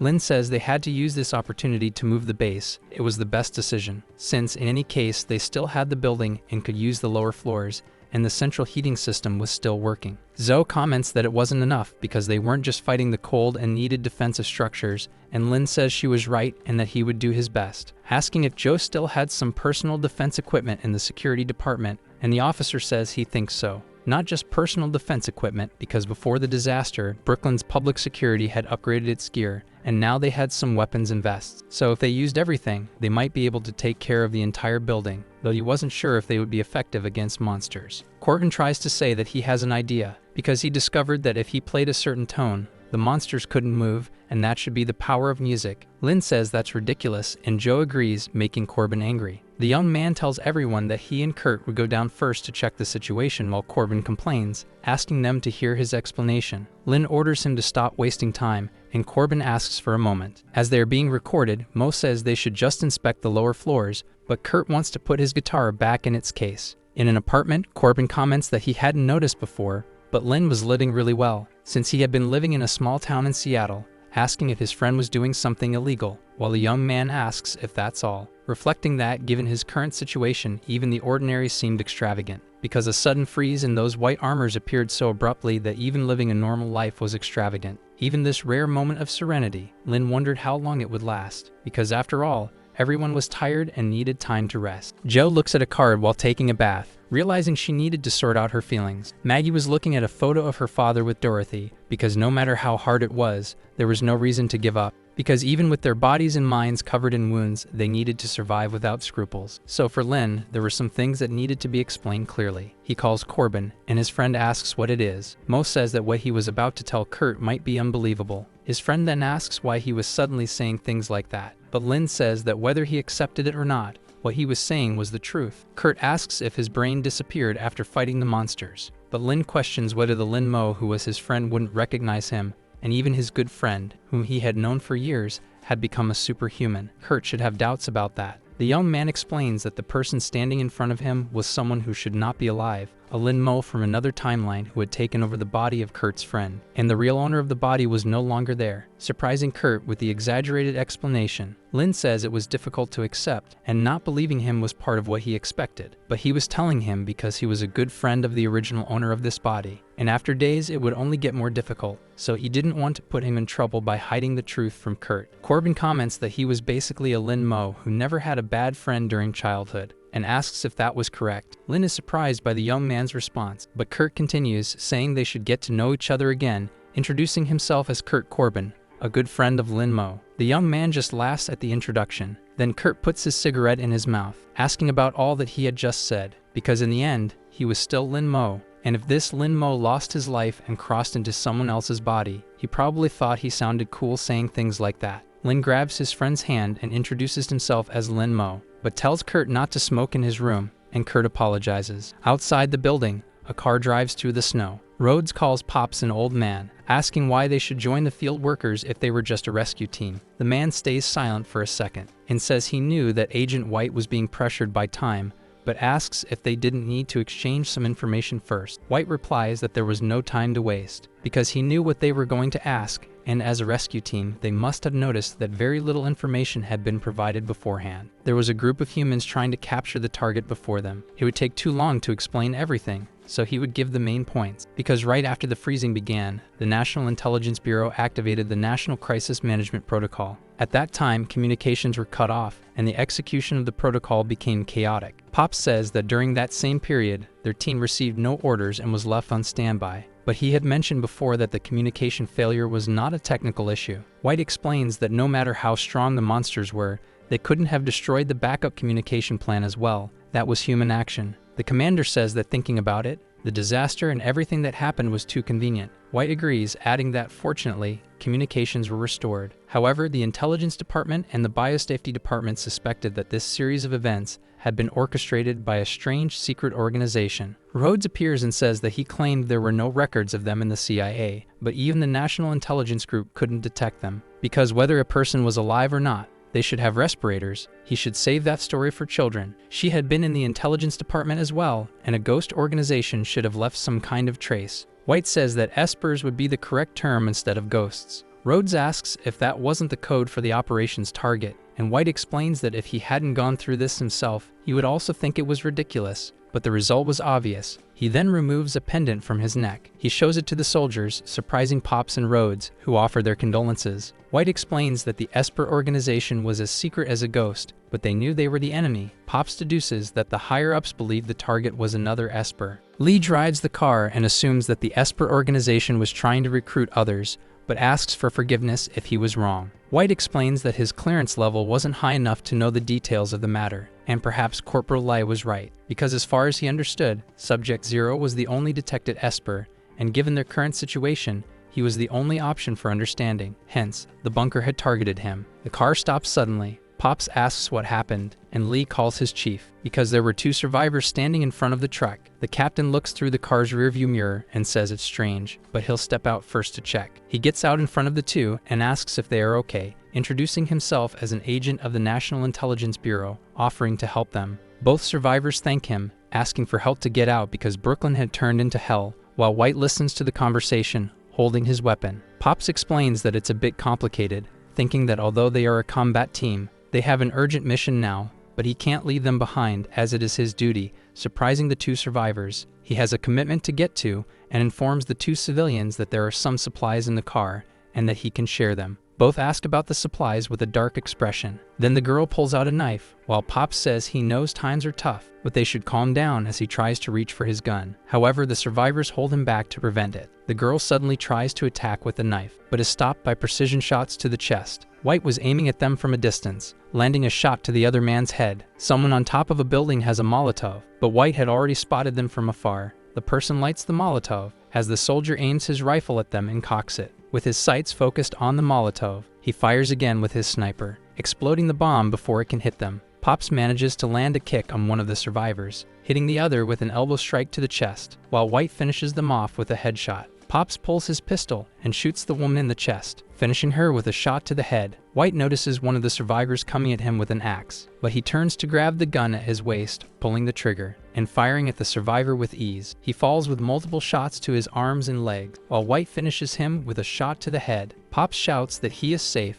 and the soldier does the same. Then he gets back in the car, and Rhodes asks him something. Pops wants to know what's wrong, but Rhodes questions whether they weren't survivors, saying that people are driven to madness and hoping that Subject Zero wasn't. Corbin warns his friend that he had placed it there, but Lynn is drawing along with Joe, who comments that the place could be used as a greenhouse. Kurt says that people who don't know any better would think they're doing $0 shopping. To summarize the group's plan, the east side of the third floor would be converted into a plant greenhouse, while the west side would be suitable for living. Since the sixth floor was severely damaged and the others were affected, it was safer for everyone to stay on the third. As for the first and second floors, they would be set with traps, and the security room would serve as a forward outpost or command center. But Lynn felt like something was missing. Joe comments that he could handle it with one hand when he was younger, and Corbin tells him he's bragging. The officer asks if they're going to the garage to try it out. Then Kurt accepts the old man's challenge. Lin thinks this is really childish, but Ju warns him through the communicator that he should come to her. The young man asks what it is,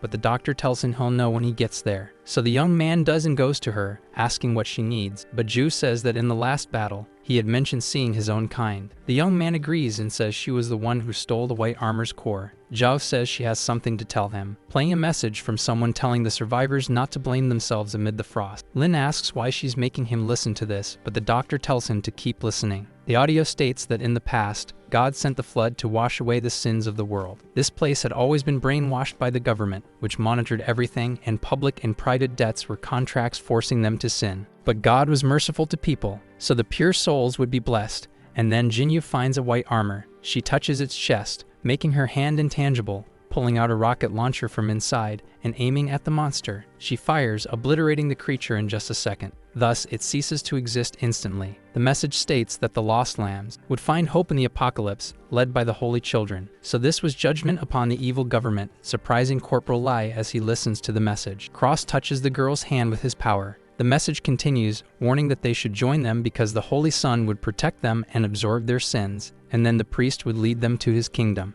Zhao asks if he had any idea about what he just heard. Lin just thought it was an anti-government cult, and the blessing and the Holy Sun they mentioned seemed to be espers. Zhao says that if that's the case, it's possible. But things had gotten very serious, because for a long time there had been a human legend, whether it was the Freemasons or the Illuminati. But now, the Society of Prophets. A dark cult carried out external dirty work, but the dog bit back, infecting the Pentagon, so they created the NLSB to fight against it. This story was almost forgotten, and was something that should have been forgotten, but now the prophetic society that was once eliminated had resurfaced thanks to the ice apocalypse. Lin asks if what she just said wasn't classified information, but she had worked in the biosafety department. Zhao explains that unfortunately, she also had a terrible friend, and she was an intelligence agent, or rather, a former agent. Rhodes suddenly sneezes, and Lee asks if she's okay. The girl says that the Society of Prophets was eradicated, not dissolved, and the NLSB was not as incompetent as the CIA, so she had a bold hunch. That Society of Prophets with espers was from another universe,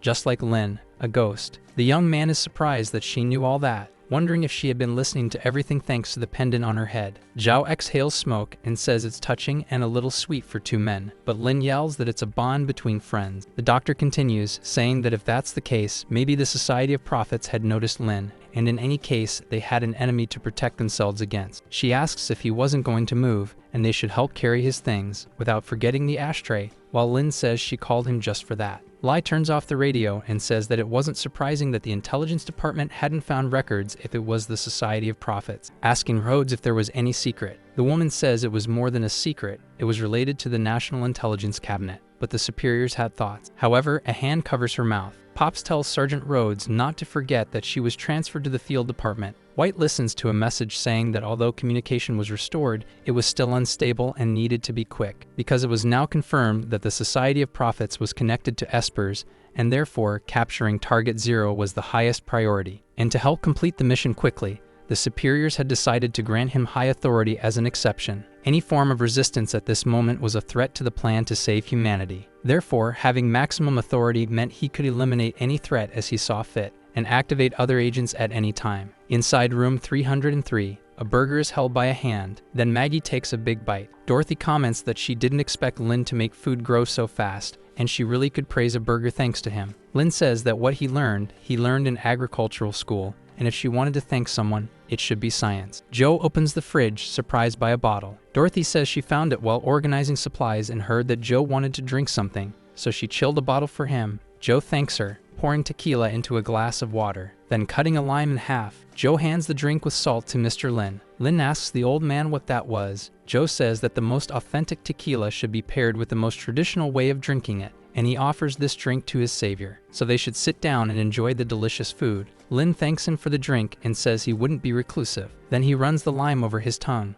and drinks the tequila with his finger, finishing by sucking on the sour lime. Joe offers the drink to the doctor, but she explains that she smokes because she doesn't drink, while Lin starts feeling sick from the alcohol. Dorothy comments that she hasn't seen Mr. Corbin, but Lin says he was on duty. Dorothy says she'll take his share, but Lin says there's no need to trouble herself, though the housekeeper insists. The soldiers were watching this scene from outside, White tells everyone to prepare to check communications. This was the alpha test. Rhodes at the base says she's fine, and HQ was received, calling for Bravo and Delta. Bravo, who was Pops, confirms receipt, and Delta, who was Lie, does the same. Thus, the soldier says he'll leave the communication to the kid. Rhodes informs Pops and Lie that they were experiencing interference and that she needed to readjust. Both ask about it, but Bravo explains that the adjustment would be done as quickly as possible. Rhodes agrees and says she switched to the private channel. Pops asks what that was and why she was being mysterious, but Rhodes questions whether they should use force, since Target Zero didn't seem dangerous,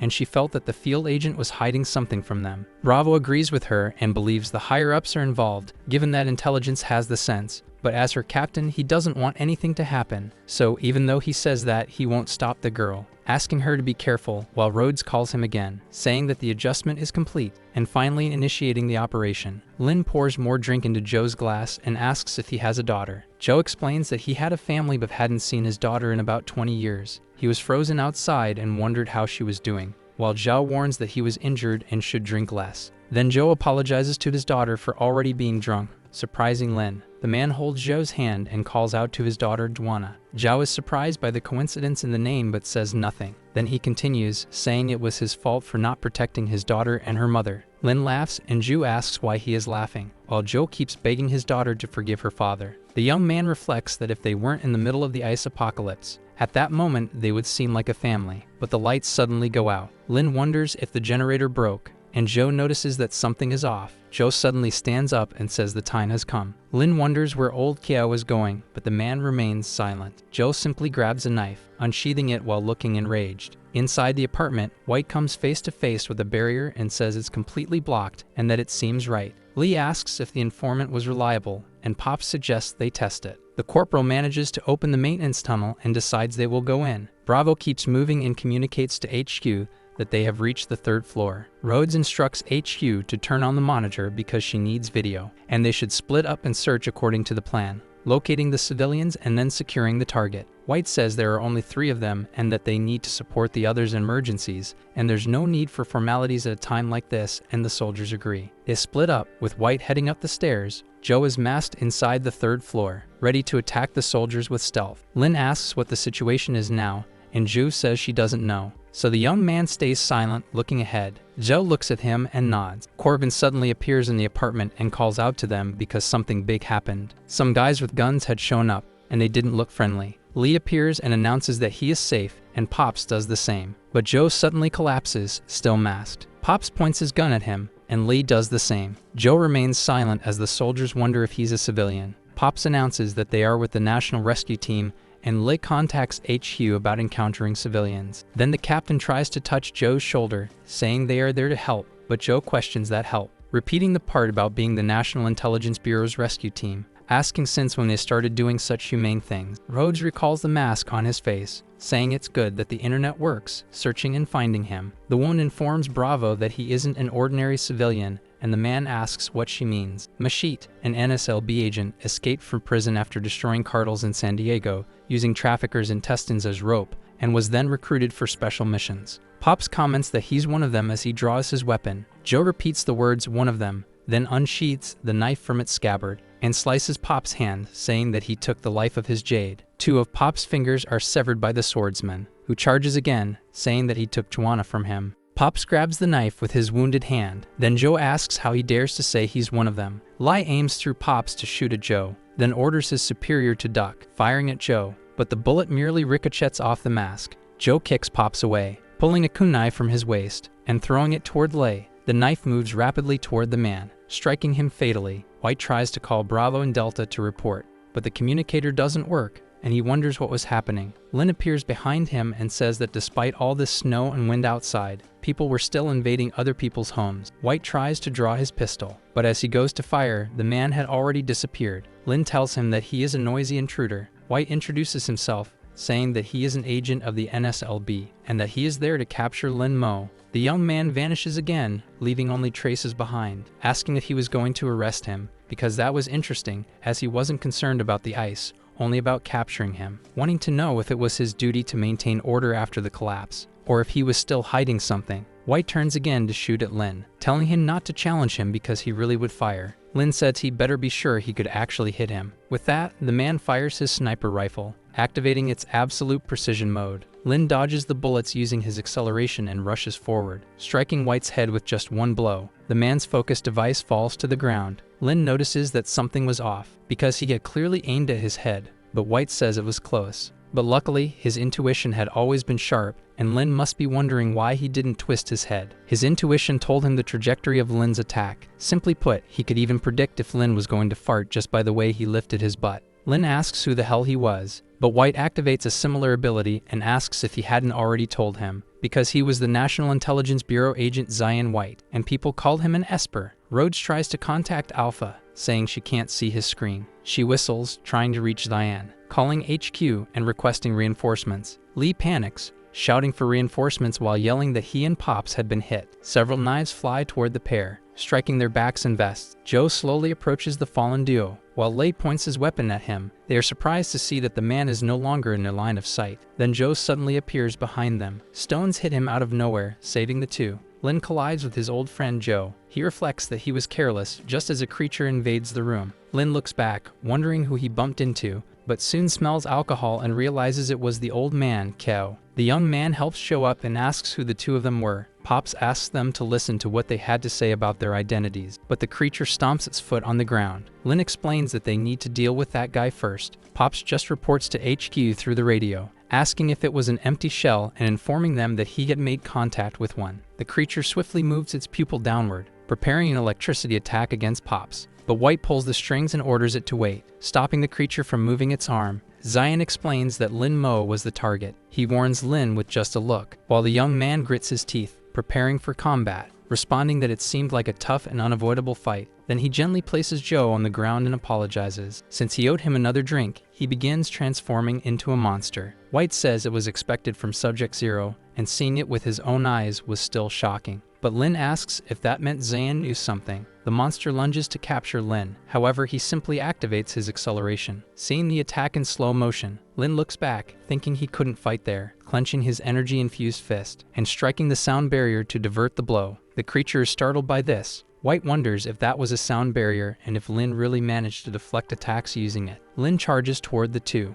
leaping from the third floor with the creature. He strikes the shield again, questioning whether it was made of energy. A dust explosion erupts as the three hit the ground. Lin rises, saying this was going to be complicated, since the monster itself was a type of power, but the shield was the biggest problem. However, he still didn't see himself as completely without hope, noticing chains, so he decides he should capture the leader first, while White tells him to give up because everything he does is futile. Lin crouches and generates his energy wings and horn, thinking that speed was his advantage and yells, how would he know without testing it? Launching off the ground with force, destroying everything in his wake. White dodges, asking if he hadn't already said so, since his intuition had already foreseen the trajectory of Lin's attack. But he is surprised when he looks to the side. Lin was running chaotically to keep them from knowing where he was coming from, so he says that since White can see the path of his attack, he would create more paths to interfere with the soldier's intuition. Since speed was his advantage, and as long as he's fast enough, he can always find White's weakness. White destroys the chains and repeats that speed was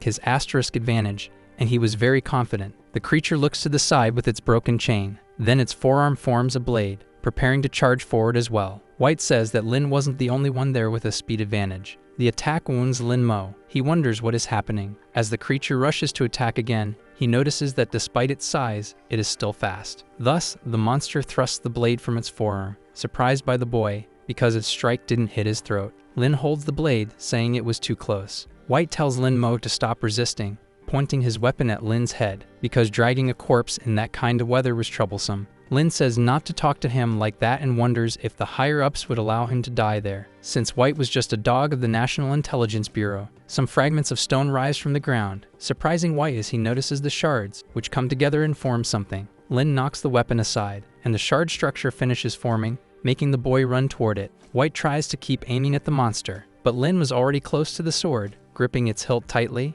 and causing a massive blast of destruction behind White, who wonders what is happening, because as soon as Lin grabs the sword, more lightning appears. His face partially turns white. Then he pulls the shard sword from the ground, spinning the hilt and revealing it's actually a spear. His armor, now in blue and white tones, prepares for combat. Lin plants the spear into the ground, and says they should begin the second round of battle. White thinks intelligence was right. Lin had evolved steadily, and if it continued, things would only get harder. So he should end it quickly and couldn't let Lin evolve more, raising his arm and saying he'd fight a bit. The creature forms another blade from its forearm. Launching energy slashes at Lin Mo. The boy watches the attacks, thinking the doctor mentioned blue meant absorption. So he spins the spear defensively, blocking the attacks like a shield, but his spear turns reddish, changing the entire color of the armor to a deep red. White wonders what is happening. As Lin prepares to throw the spear, he hurls it at maximum speed toward the two of them, destroying everything in its path. White realizes he not only dodged the attack, but also converted it into his own energy. Noticing the spear approaching his white armor, it prepares to receive the blow. The spear strikes the barrier in front of it, gradually turning the barrier red. Lin says the strength of the field can neutralize both, since the spear was made of black shard fragments and can generate the same force field after absorbing energy. But unlike the neutralizing soap bubbles, once force fields cancel each other out. An explosion erupts in front of the creature, sending it flying behind White. The soldier wonders how this could happen, since his white armor had been knocked out by the blow. White sends the creature back into the barrier, saying it was hurt and could return to rest for a while. He wanted to know if Lin was going to continue. The boy explains he wasn't stupid and couldn't do anything about White's intuition, but without a pet, White couldn't do anything to him either. White repeats the part about being a pet. Lin points the spear, saying they were at a standstill, and White repeats it, wondering if Subject Zero had been mistaken, because he should look at himself, since he resembled the white monsters that come from the snow and ice. Still, Lin thought it was a standoff, but White didn't see it the same way, so he yells for his partner to do something. His partner starts playing the guitar. Lin looks back, recognizing the sound, while a massive speaker blares. The boy asks what's going on because his head is hurting. The blonde person begins to sing, continuing to play their guitar. Lin notices the parasite was resisting the music, but the song says to wake up when September ends, and so the parasite begins to leave his form, falling to the ground separated from Lin Mo, and closing the eyes of the boy who reaches out for the guitar. Corbin was in front of him and held his hand. White warned that he was late, and Corbin apologized, wanting to know if he missed anything exciting, and White agreed. But none of that mattered since the mission was complete. Thanking Agent Corbin for the help, Kurt told him not to mention it. 30 minutes earlier, he accessed the computer, sleepy while taking a nap in the surveillance room, watching the recording of the agents breaking in, and then opening the surveillance room door. White pointed a gun at Corbin's head, frightening the young man because of it, since he was sleeping and now awakened by 3 men. Kurt stated there were no hidden herbs and that he had stopped that a long time ago. White started saying strange things to Corbin, making the young man repeat the words in a trance about the bad boys unit. White said it was the weapon's answer, and Corbin responded that it was 21, answering and saying he was ready. Light questioned what that was, but Bravo explained they were field agents, also known as secret agents of the bad boys. Corbin banged his head on the keyboard,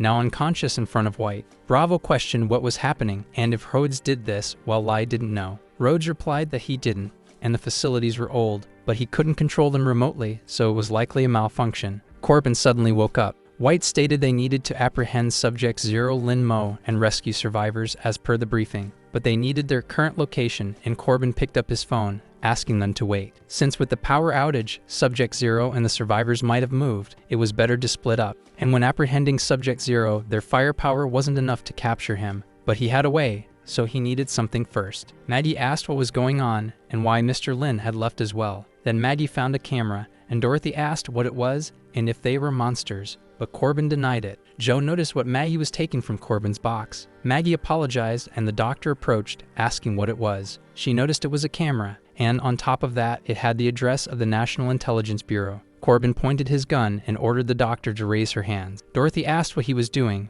but Corbin continued, saying she was the head of the Anti-Bioterrorism Combat Force. Zhao said that he had been the bad guy, but Corbin shouted at her not to toy with hope. The doctor drew a gun from her jacket. Then Corbin fired at her. The bullet from the gun was hot, but it fell to the ground in front of Zhu. Dorothy and Maggie were frightened on the floor, but Zhu kept walking with only her hair touching the ground. Corbin said she should restrain herself because he wouldn't miss the target next time, so she should keep her hands where he could see them and turn around. Zhao complained that field agents were always so heavy-handed, now with her short hair. She asked if the main target was her test subject and if he was pretending to be his friend while monitoring him, though he probably didn't have those memories. Corbin questioned what she was talking about, but the radio reported that Alpha was not responding and Bravo and Delta were injured. Corbin stated he had located survivors and asked if the wounded could be transferred, because there was a doctor right there. Bravo asked how they were, but essentially, they had not lost their lives without complications. However, their wounds had already been stitched, so he shouldn't worry, since it wasn't anything serious. Asking if Rhodes could use the private channel now, and she asked what it was. Joe told him to say thanks and asked what that meant. Corbin asked what she meant, saying he was a traitorous agent, and maybe this freezing was related to them, the traitorous agents, asking what she thought it meant. Joe simply said that they were the ones who had betrayed them, shouting about Project Europa. Corbin was startled by the mention of the project, but the doctor explained she was referring to Jupiter's second moon, and in the past, scientists thought it was the most likely place in the solar system to harbor life outside Earth, but it was a frozen planet, asking if he recognized it. Because just like New York now, she asked why he thought the superiors used that name for the project, and it had nothing to do with NASA, but rather with the Society of Prophets. Corbin swung his arm at the girl, pointing the gun at her and saying that was enough. Joe asked if the field agent was in a hurry, but Corbin stated that if she didn't have studies on Subject Zero, she would already be dead, saying something inaudible to Zhu. Pops looks to the corner without showing any reaction. Then Corbin slaps her. He informs the HQ that he would make the Alpha return and that they should prepare to receive survivors. Then Zhu asks what he was afraid of. It was already dawn outside the building. Lin was restrained, and the soldier referred to him as a packaged parcel. Light questioned what would happen if he woke up, but Corbin told him not to worry, because even if he woke up, it would be useless since he wouldn't be able to use his powers for a while. A sufficient amount of insulin had been injected into him, thanks to the research of the traitorous doctor. Corbin informs Lai that he would carry him, and the young man agrees, apologizing to his unconscious and gagged friend. Lai asks his boss what they would do now. Pops only wanted to know why he had joined the National Intelligence Bureau. The corporal wonders why he wanted that answer all of a sudden, but Pops realizes that he might be involved in something terrible. White asks how the injuries were. Because he had good news, the main communication had been restored, and they had just made contact with the nearest shelter to a hospital, though it was a bit far. Lai thanks him, saying that was great, but White explains that there was something else before they left, asking if they saw a monster in the apartment that resembled empty husks. Lai denies having seen anything like that, and White asks the lieutenant, who also denies it, saying that aside from the civilians, there had been no other notable encounters. White says that's very good, thanking his rescue team colleagues, saying it had been a pleasure working with the group, and so they leave. Cross asks why Jinyu didn't act immediately, and she responds that after cutting the power, she noticed there were rats among the flock of sheep. And then among the rats, there was a wolf, so she waited for the fight to end before acting. Cross replies that in that case, he and Irina took care of everything. Jinyu puts on glasses, saying it was in the name of the Holy Father. The truck drives away. Maddie calls for her mother inside the car with Zhu, Corbin, Dorothy, and the unconscious Lin, asking what was wrong with her big brother and why he was tied up, and even the medical sister and Uncle Joe, while Zhu asks about the old man, who then questions when she changed her hairstyle. Maggie wants to know why they were crumpled if they weren't bad people, pointing her finger at Corbin next. He is surprised, and Maggie asks what happened to her guitar-playing brother. Dorothy tries to say that he was still Kurt, but the little girl denies it, saying that he wasn't. Joe laughs at the situation. Annoyed, Kurt asks what she was laughing at, but the doctor explains that many times only a child's perspective can see the truth about this country, and he agrees, saying that the nickname Guitar Brother was fitting, while Corbin takes it as an insult. Rhodes notices smoke and calls his father, noting that he had started smoking again. Lee tries to reassure his senior not to worry because the sergeant was just anxious. Rhodes asks about his injury, and Lei explains that he was fine, because compared to the surgeon's wounds, he had nothing, since now, a soldier couldn't hold a gun, just as that country couldn't save anyone. Rhodes says he will register the identities of the survivors, and Lei questions whether that was necessary. But Ju is surprised to see her friend. Rhodes asks if she is Jo Shuya, but Ju replies that it had been a long time since she saw Joanna, and that she had really gained weight. The girl throws a tablet at Corbin. Zhao asks if she was demoted to the field department and still in the logistics team, or should she say the rescue team? But Rhodes points a gun at her, and Ju asks why everyone was doing this today. The girl questions who was responsible for her current situation because she thought they were friends but shouldn't have trusted Ju back then. Zhao asks if she didn't find the truth she was looking for, as they both knew the risks. White looks inside through a window, telling Rhodes to calm down for a minute. Since they had a motorcycle pursuing them, a camera captures its movement. Jinyu accelerates the motorcycle while using her ability. Rhodes asks what that person was. Something wasn't right, wanting to know if she didn't feel cold in this temperature. Zhao warns that she's an Esper, They absorb ambient energy and maintain low temperatures for long periods, while Rhodes asks if they still move at absolute zero. The doctor agrees and says they have adapted to freezing. Jinyu pulls a revolver from her chest, calibrating it while driving and pulling out another one, aiming at the truck with it energized, causing a massive explosion in the area, forcing the truck to fall. Everything inside the location shook rapidly. Jinyu threw the weapon away, saying she missed the target. Lai wondered what had happened and if it was a grenade, but Pops ordered him to drive faster because she was getting closer and closer. Jinyu pointed her pistol at them again, while White opened the back doors of the truck and started shooting at the motorcycle. Jinyu reloaded her weapon with energy, frightening the soldier with the damage it would cause, but it was launched toward him rapidly, causing an explosion that overturned the truck, crashing it into a building. From within the smoke of the explosion, Jinyu emerged, still riding the motorcycle, stopping it using her leg. She drew her revolver again, saying that this time she overdid it a bit since the truck had fallen off the bridge. The truck, which was vertical, returned to the correct direction. Then the woman's revolver started to fragment, disintegrating in her hand. Jinyu questioned how the durability reached its limit so quickly, and Irina asked how things were on her side since she had already finished along with the priest. Jinyu explained that she needed to check on the package's situation, while Irina questioned if it shouldn't be easy for her. The woman explained that nothing was going as planned and that she was talking about the package, but her partner said she was just being lazy. Lin Mo was still gagged. Rhodes said that if she had to do this again, she would collapse, asking if everyone was okay. But Joe explained that dealing with Manhattan through Rich wasn't easy. White asked about Subject Zero. Corbin said he was fine, and Rhodes asked if the agent was only worried about him, considering he wasn't the only one in the car. Joe approached Joe and asked if he was okay, and Joe replied that he was, but he wanted to know about Miss Perez and Maggie. Dorothy and Maggie were still okay. White asked if there was something Rhodes wasn't understanding, since her only mission was to take Subject Zero back to the bunker, and as for the rest, that was what her team was supposed to handle. Rhodes asked what he meant by her team.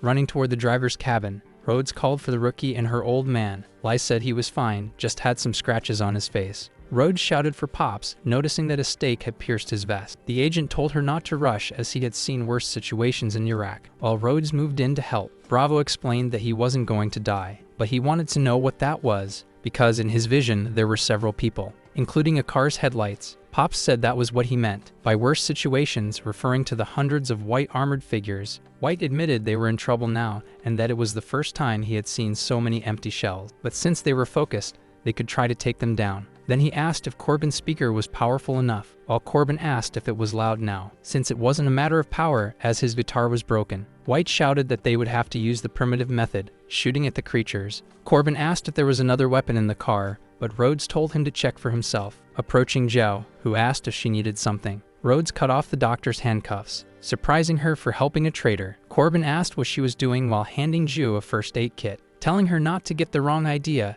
as he hadn't forgiven the liar, but the current situation required her to do what she did best, helping her father with a serious wound in the lower abdomen. Zhao said it was a bit difficult alone and needed someone to assist, but Dorothy volunteered, since she worked in the medical field and could help but needed someone to take care of Maggie. Maggie said she could take care of herself and didn't need anyone to look after her. Corbin tried to offer his help, but Maggie refused, and he said he would keep searching for weapons. Joe asked to be untied because he would take care of Maggie, and Rhodes asked if he was the headline uncle, but he denied it, saying he was a security guard. And the current situation was not the time to follow rules since they had all survived so far by helping each other in that lousy apartment. A pale creature tried to attack Lai through the car window. Then the agent drew a knife from his vest, piercing the monster's hand and neck. Rhodes pointed a shotgun barrel and told him to cover his ears, quickly firing at the creature, which destroyed its head. Pops said he didn't expect to see a doctor twice in the same day, while Joe told Dorothy to apply pressure to stop the bleeding. Dorothy couldn't stop,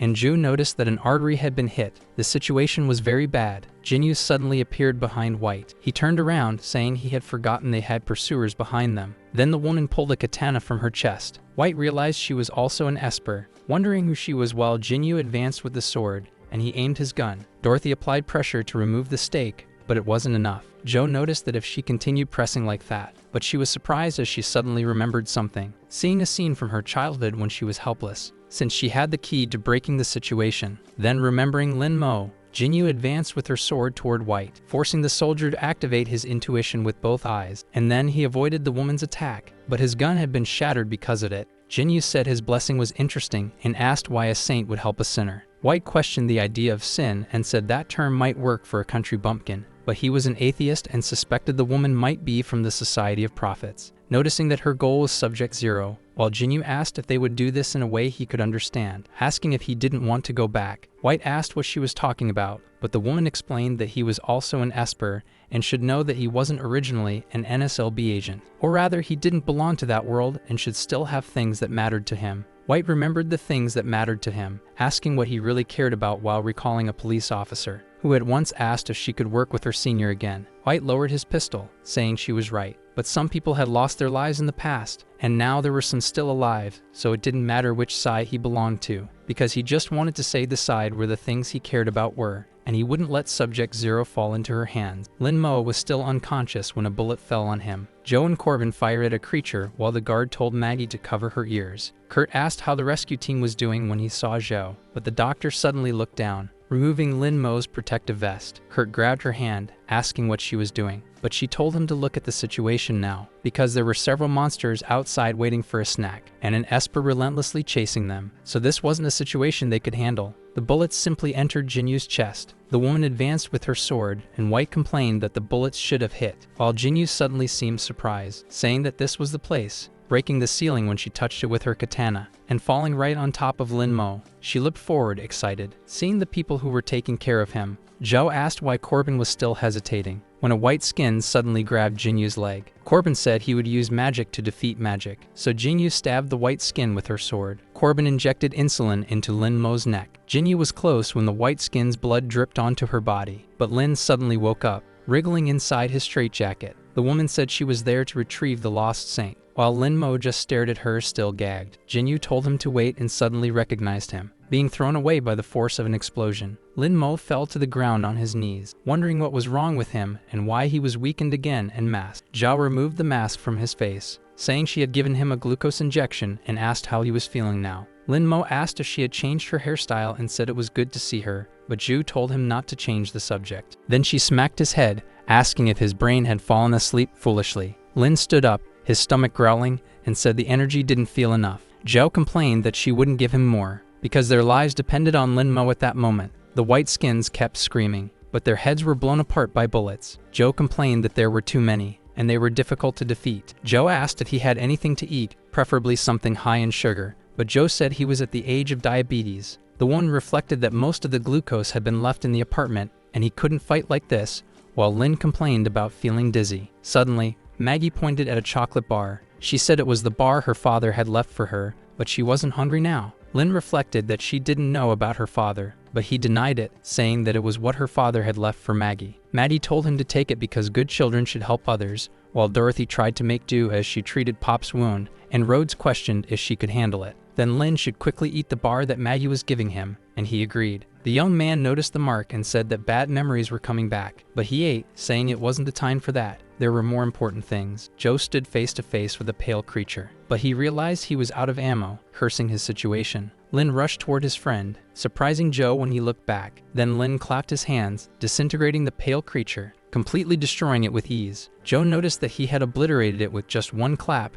and wondered if it was a sound barrier effect. Lin smiled and said he was starting to enjoy this feeling. The monsters were frightened by the display of power. Then Lin stepped on the guts of one of them, noticing that there were many pale creatures, trembling in fear, but he felt something different about them, wondering why they were running from him. White was astonished and wanted to know what was happening, because the pale creatures were fleeing. The tablet stated that Agent White was past his deadline and should reveal the status, but he explained he had some problems. Jinyu commented that even soulless empty shells could feel fear. Since they were originally human, it made sense to fear the most powerful holy child, and Lin questioned who she was. Han Jinyu introduced herself and asked him to join them to fulfill the mission entrusted by the sacred girl through the Lord. Lin refused, saying he had more important things to do, while thinking that this was the anti-government cult the doctor had mentioned. Jinyu reflected that the pastor had ordered her to prioritize bringing him back. Then she moved her hands to her chest, saying that in this case, she reached into space, drawing another fragmented katana from her power. Lin wondered if her ability was to pull weapons from her body, and what the cracks were, since they seemed like layers of emptiness. Jinyu excused herself to Lin Mo,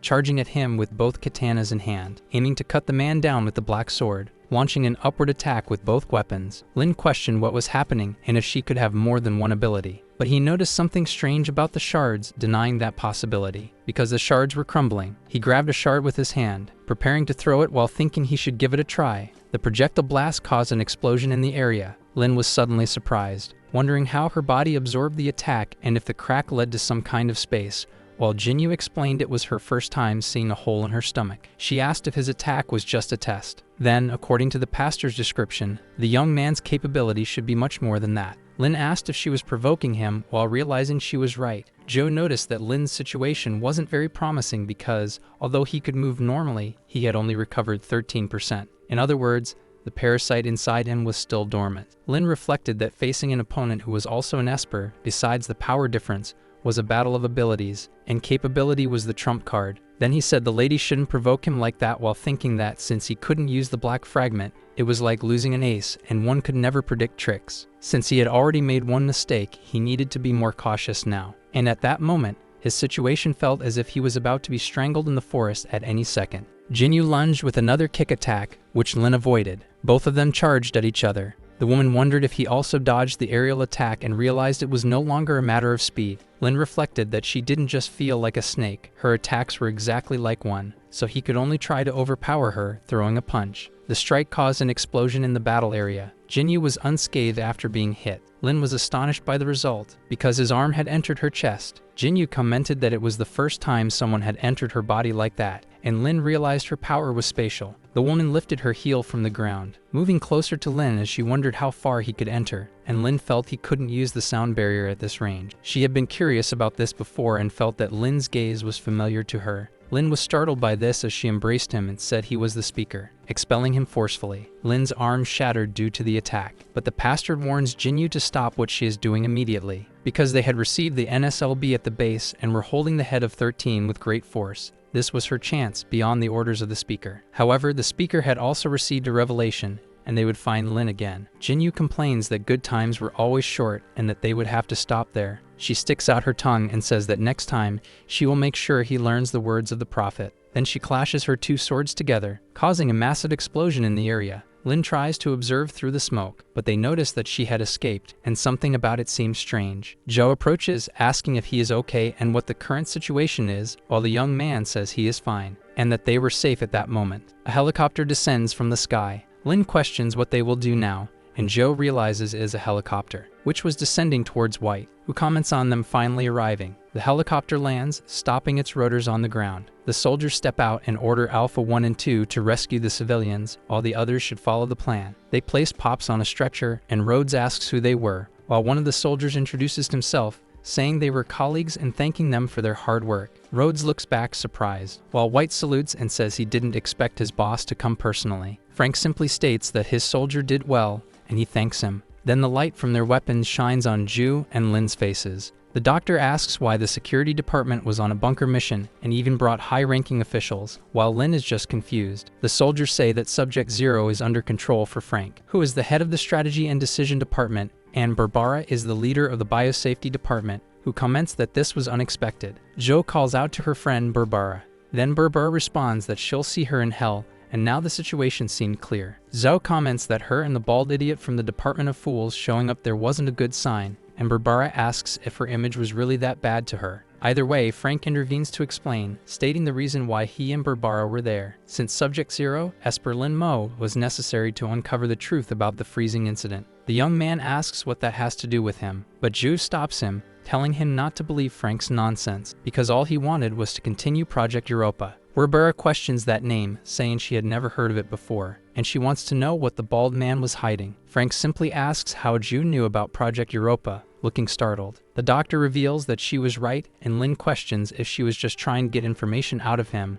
to which the doctor confirms. Frank responds that since she had left intelligence, they couldn't execute her due to her contributions to the country, but a gun was aimed at her from a distance, firing at the woman while using a silencer. However, Lin intercepts the shot, protecting his friend. Frank wonders what was happening. Lin tells the doctor to wear a helmet next time she tries to extract information from someone, and the woman responds that at least she still had him. The young man asks if they were trying to silence her for touching on a sore spot, because this was exactly like the movies. Barbara grabs Frank and asks if the freezing incident and all the other events were connected to Project Europa and why he hadn't said anything, but Frank simply responds that she would find out. Just not at this moment, so the soldiers should take her away, while Barbara asks what the headquarters chief was doing. Joe tells Lin to be careful because he still wasn't fully recovered, and even his body was at its limit, with veins spreading over his arm. Lin reflects that if he could use all his power, dealing with these soldiers would be easy, while Frank orders them to hunt down the woman. At least the others were safe while the civilians were captured and taken to the shelter. Then Lin remembers his promise never to run away again. He grabs Joe's hand, calling the doctor, because she should hold on tight,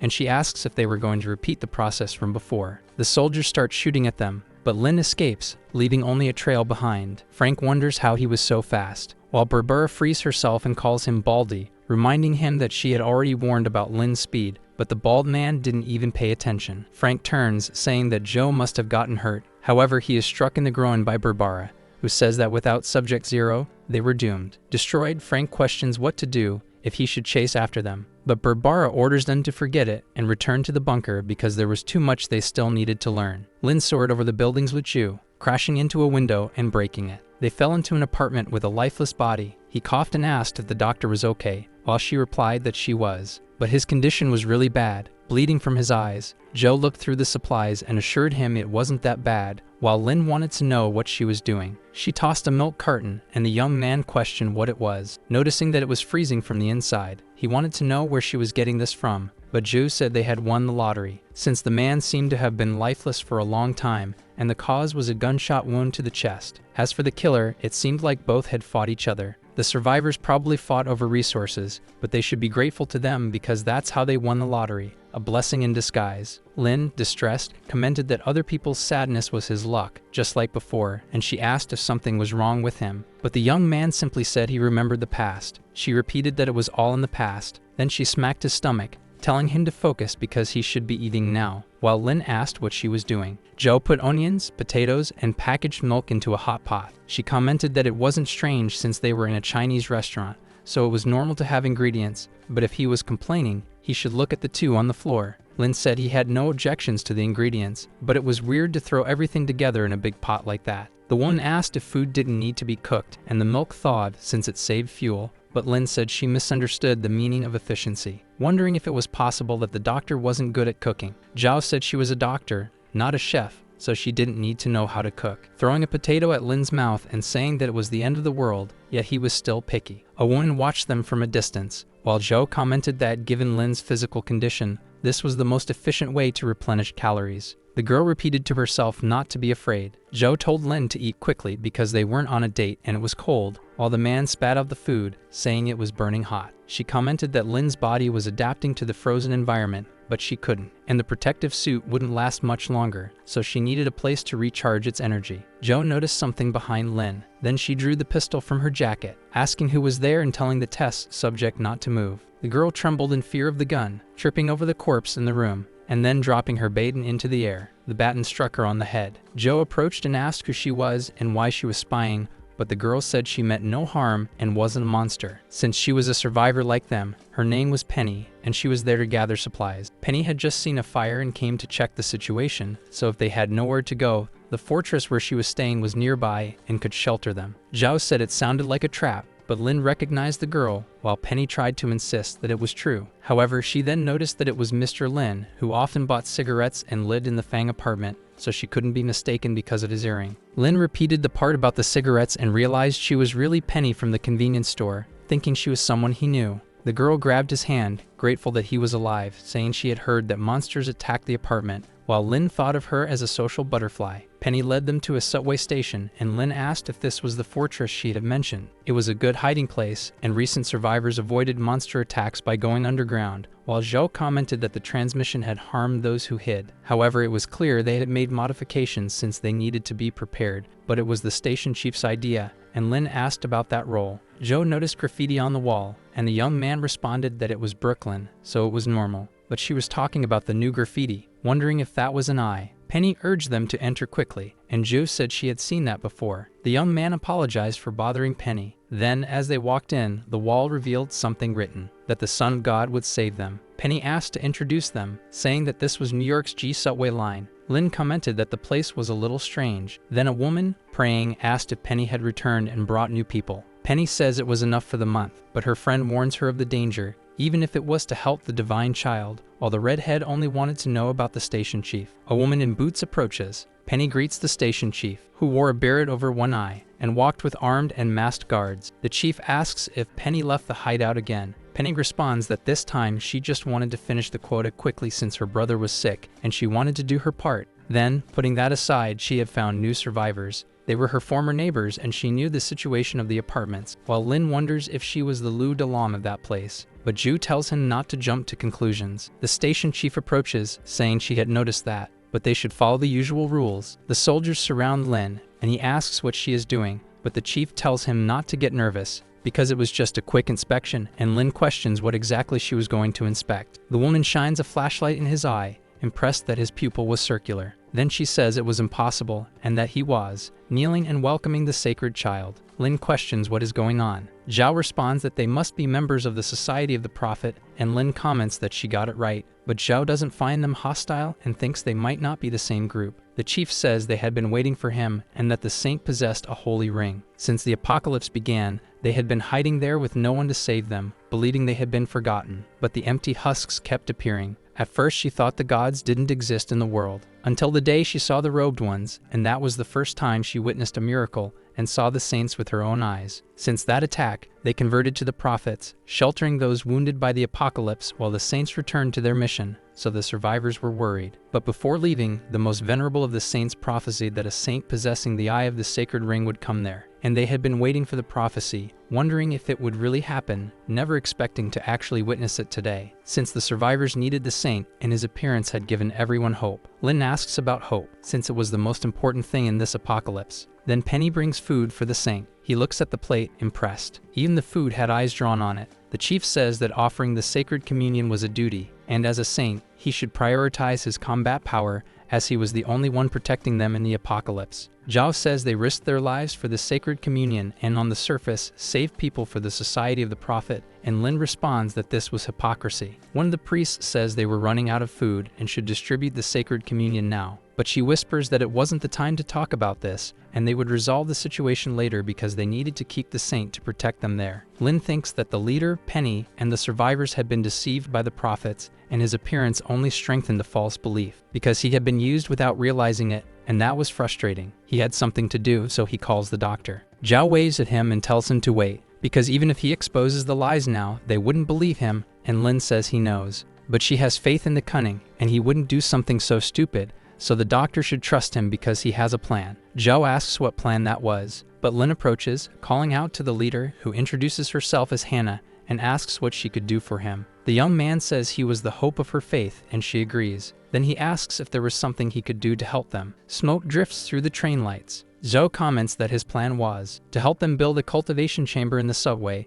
ensuring basic food supplies, to repair the power and heating so they wouldn't freeze in the dark, and to help expand the platform, so Lin should now be called the virtuous saint, saying he was a kind saint. Lin questions since when kind became a derogatory term, and Zhu responds that he was too gullible for having been revived, but he was naive for helping the society. The young man says that the doctor was wrong though, surprising her with that response, as Lin continues, saying that they were the ones who trusted him, and it wasn't kindness that made him help them. With his understanding of the body, she knows that using abilities consumes energy, which is why they created the sacred communion. Then he asks if she remembers when they first met, because if it hadn't been for her, he would have died of exhaustion. But back then, she had long, soft hair. However, Ju interrupted him, smacking his head and telling him not to change the subject. Lin said he wanted to do the same as the Prophet Society because they would work for them, and that was the difference. He wasn't relying on deception and exploitation, but rather on the kindness she wished for. Zhou became furious with her friend. Lin said he would stop joking, and she told him to get straight to the point. The young man said he was very gullible, but in reality, it was the opposite.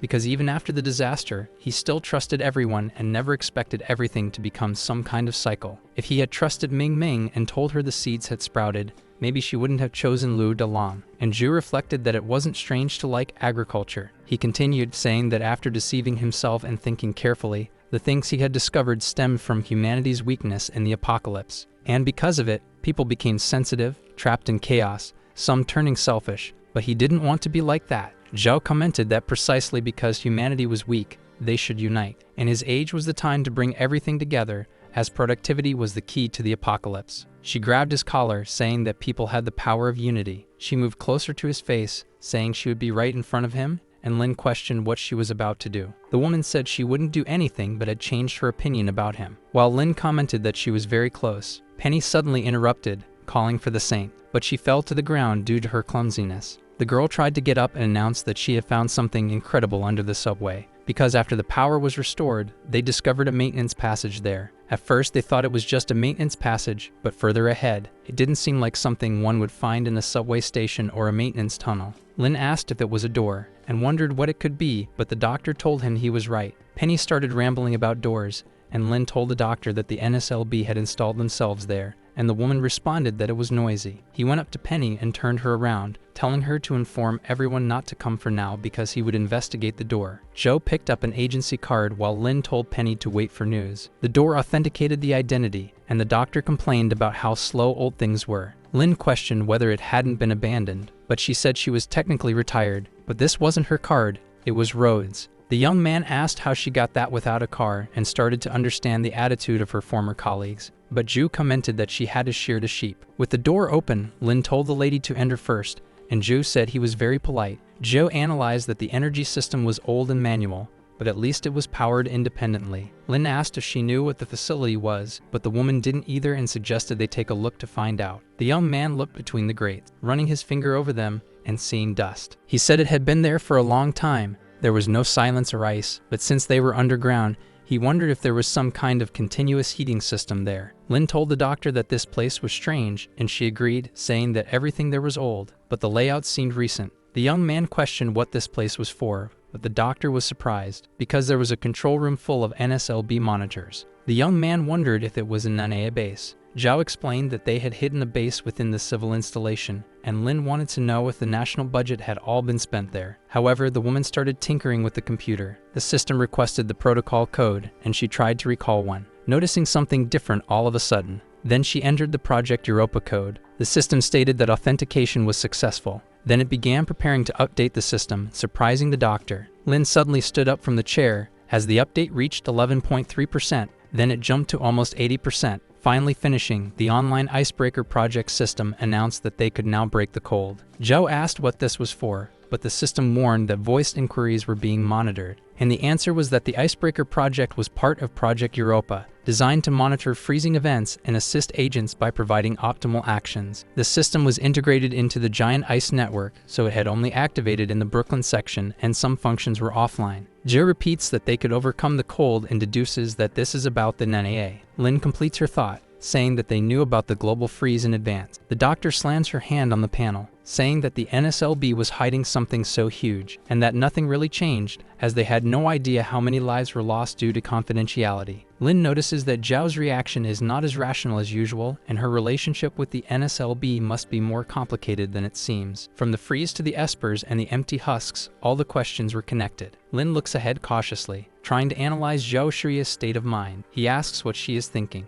Zhao denies it, saying she was just remembering the past. But Lin reflects that even after all this time together, he still doesn't know much about her, because Dr. Zhao Shriya, who was both rational and mysterious, was also fragile. She asks why Lin is staring at her. But embarrassed, the young man says he was also thinking about the past. However, the system suddenly plays a warning. Lin sighs, grateful for the system, but Zhu immediately instructs the computer to report the situation. The railway transit route was crowded with civilians. Zhou questions what was happening with those people. Even Barbara was there. The system announces that the estimated arrival at the platform is in 30 minutes. Zhou then reflects on why Barbara brought so many people there, and whether it could be related to the accidental activation of the icebreaker. It would be better to ask in person. Lin asks where the doctor is going, and she says she is heading to the tunnel to meet her old friend and figure out what is going on. The young man says he will go with her in case they encounter empty husks. The tunnel temperature was extremely low, and was recommended to wear protective suits for hazardous environments,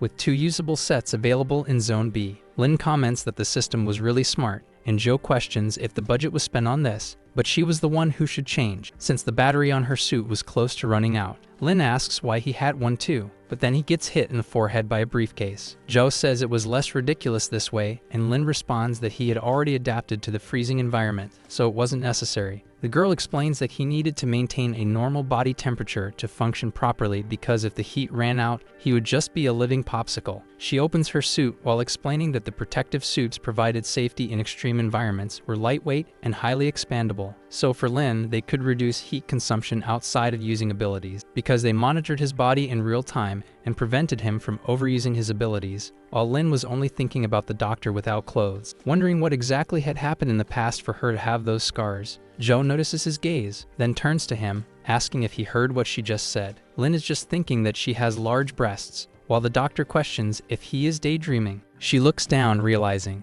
Then she turns to Lin, saying she understands. Since his ability hadn't affected his normal desires, she would take note of his preferences, and so he is sent flying, excited. The doctor tells him not to move, as this would only take a moment. Then she presses something onto his chest, applying strips. Lin questions what that was, and the doctor explains that they were repair patches. Applying them could cover the Nania logo, as people might be sensitive to that, so they should avoid problems. He comments that it feels like a second skin, and that he can already feel the heat loss decreasing. While Zhao holds a pistol in her hand, Lin is ready for combat. They both set off, and he asks how her hair got shorter, but Zhu dodges the question. While a camera records the two of them, the loudspeaker plays an emergency announcement, telling the brothers and sisters located on the west track to temporarily evacuate to the east, as the west track would be temporarily closed, thanking them for their cooperation and asking that the Holy Spirit bless them this winter. Hannah asks Lin if he transmitted the message correctly, and the young man thanks her. The woman apologizes for her presumption but wants to know if there is something on the west track. Lin reflects that he couldn't mention the Nenia personnel,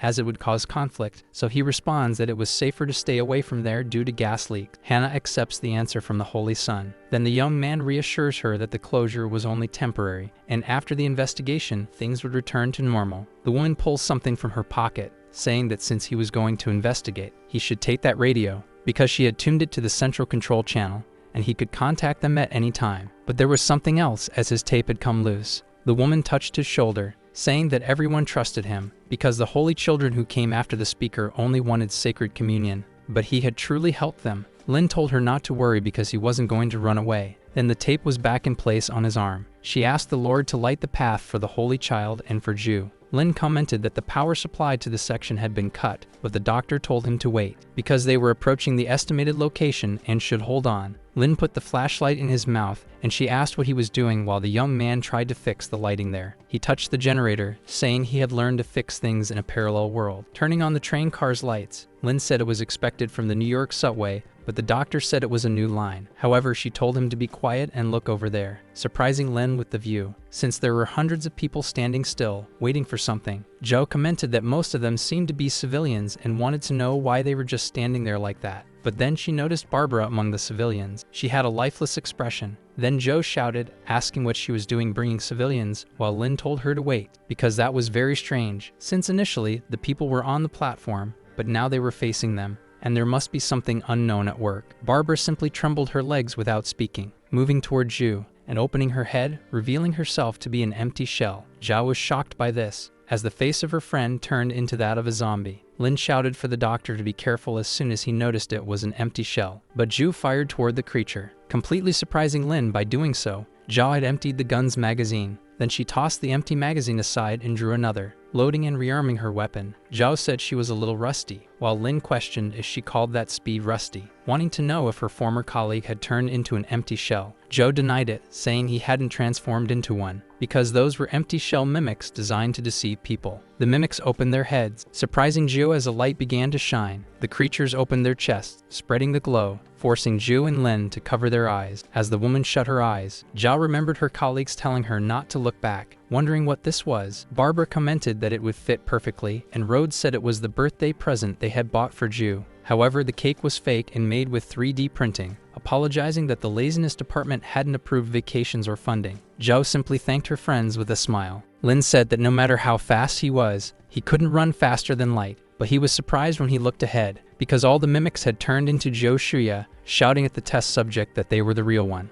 Lin said this was going to be complicated. The women kept shouting that they were the real one, and Lin became confused. But Zhu pulled the earring from her ear, ripping it off, throwing it toward her friend. Lin caught the earring in his hand, noticing that it was the doctor's earring. He thanked the doctor for her help, clenching his fist, but she was still relentless with herself. Lin rushed toward the hundreds of mimics, saying that the doctor was crazy but very effective. Then he advanced with his foot off the ground, destroying all the fake Xiaos in his path, saying that he was familiar with the fact that empty shells had blue blood. Joe kept talking to Lin, asking if he had some kind of special fetish because every time she ended up covered in the empty shell's blood thanks to him. Lin apologized to the doctor, but she threw something else at his hand. It was the other pair of earrings. Lin tried to speak to the doctor, but she said it was a gift because there was no real reason. She had wanted to throw them away 3 years ago, but now she couldn't use them as a pair anyway, so she might as well toss them to him since they had no trash bins. He thanked her, wondering what kind of reasoning that was, since it made him feel like a garbage can. Joe looked to the side, hesitant. Then Lin noticed the doctor's expression and wondered if there was a story behind the earring. But it wasn't important now as they needed to figure out why the monsters were there. Joe told him to stop getting distracted and help her look,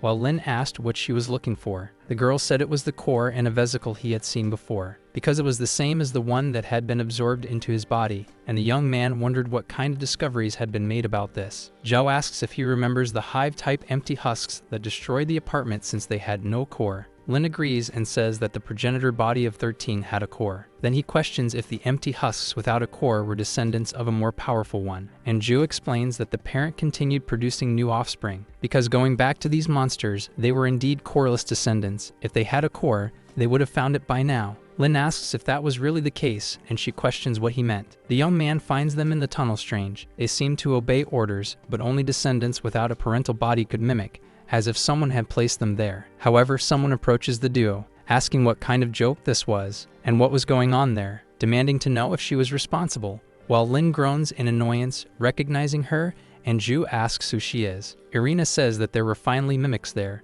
but thanks to the two of them, the plan was completely ruined, which was infuriating. Cross asks Irina what happened, and the woman calls him back. She shouts that just thinking about it makes her furious, because the mimic she was supposed to defeat was snatched away by those two, but the person on the communication channel says they both could handle it. She denies it, saying that one of them was just an ordinary person. Zhao raises her gun, calling the girl foul-mouthed. Irina suddenly takes a deep breath, saying that so that's how it is, because that was Subject Zero, and she questions what Jinyu was doing, but the priest says she just had bad luck today. Cross warns Irina not to act rashly because the speaker emphasized avoiding contact as he had his own plan, but the girl takes off her earpiece, saying that such insistence was irritating and that her plan was ruined. She stomps on the earpiece, now completely enraged. Then she prepares her sword, saying that everyone loved to give her orders, but she didn't care about any plan, and the two of them needed to get out of her way. Irina charges forward with her sword toward Lin. Zhao fires a few shots at the girl, but they are easily dodged thanks to her agility. The doctor complains about wasting bullets, but the attack is blocked by Lin Mo with his bare hands. Irina grits her teeth, calling him black. However, Lin Mo transforms, saying that since she chose to fight, there was no reason to avoid combat. Thus, he transforms into his monstrous form. His mask becomes part of his face. Irina comments that he looks different from their last battle, since now he had hair and had become just armor, and even Zhao is impressed, questioning if the test subject had evolved again. The young man wonders what is happening because it feels different from the last two times. The parasite appears, fused with his suit, its most complete form yet, but it warns that he is not the only one with this power. However, Lin wants to know if it has decided to emerge. Irina grows a tail at her waist, saying that it wasn't just her, repeating that the situation was interesting. Now with a cat-like grin on her face, she transforms into a panther, telling him to show his true strength. The woman charges, and Lin wonders if all she thinks about is fighting. Because a psychotic girl remains the same even in the apocalypse, he forms claws in his hands. Irina pulls a pistol from inside her vest, firing at Lin while holding the sword in her mouth. The young man dodges the bullets with his claws, slicing them into pieces without even thinking. Irina orders him not to dodge if he has any courage, while Lin calls her a wild cat. Thus, their fight becomes a battle of speed and evasion, with Lin provoking her. Irina tries to attack again, and the young man notices an armor-like defense. He lunges with his claws, striking the girl in the chest. He is surprised by the result, because once again, his attack was intercepted by a shield. The parasite remembers her and says that this was what blocked its attack before. It was sure it wasn't a normal shield, but Lin signals that they are in the middle of a fight. Irina grabs the sword from her mouth to slash vertically, aiming it at his right leg, and then kicking toward Lin Mo. Zhou says that she knows what that shield is, and Lin asks how she knows, but the doctor explains that she wasn't just watching idly during the fight. There was an electromagnetic force between the molecules that prevented fusion and deflected bullets instead of blocking them. Therefore, the ability was to manipulate that force. Then her extraordinary movements reinforced the theory, because following that logic, she could manipulate the force between herself and the air molecules as well as the ground. Lin asks her to wait, because the tips of her fingers spun, and they were starting to turn red. He asks the doctor if this force was a form of energy, and she says it could be converted into one. The young man states that it was very good and that he knew how to break through her shield. Zhou notices his reckless attitude and mentally urges him to wait, questioning what he was talking about, while Irina attacks him. Lin defends against the strike using his reddened claw. Then he realizes that it was just as he expected. His opponent spins 360 degrees to strike him again. She steps back and asks what was wrong and if he had decided to stop dodging. But Lin looks behind, calling for her, asking if the girl was ready now, with a scar on his eye, because if she couldn't hold on any longer. It was his turn, advancing toward her with his crimson claws. Irina is surprised by his action, being struck before she even realizes it or can do anything. She says that even though she has her coffin of Sada, her speed doesn't mean, thinking that Lin Mo now had clones attacking her from behind. Irina reflects that it was an afterimage of high-speed movement and questions how this man is so fast. Noticing that now he had turned completely red, even his face had taken on that color, and she asks how it was possible that her energy was being drained, because Lin Mo was absorbing all her power just like a vampire. Zhao analyzes from a distance and says that the piezoelectric effect was actually, when certain materials are subjected to mechanical stress,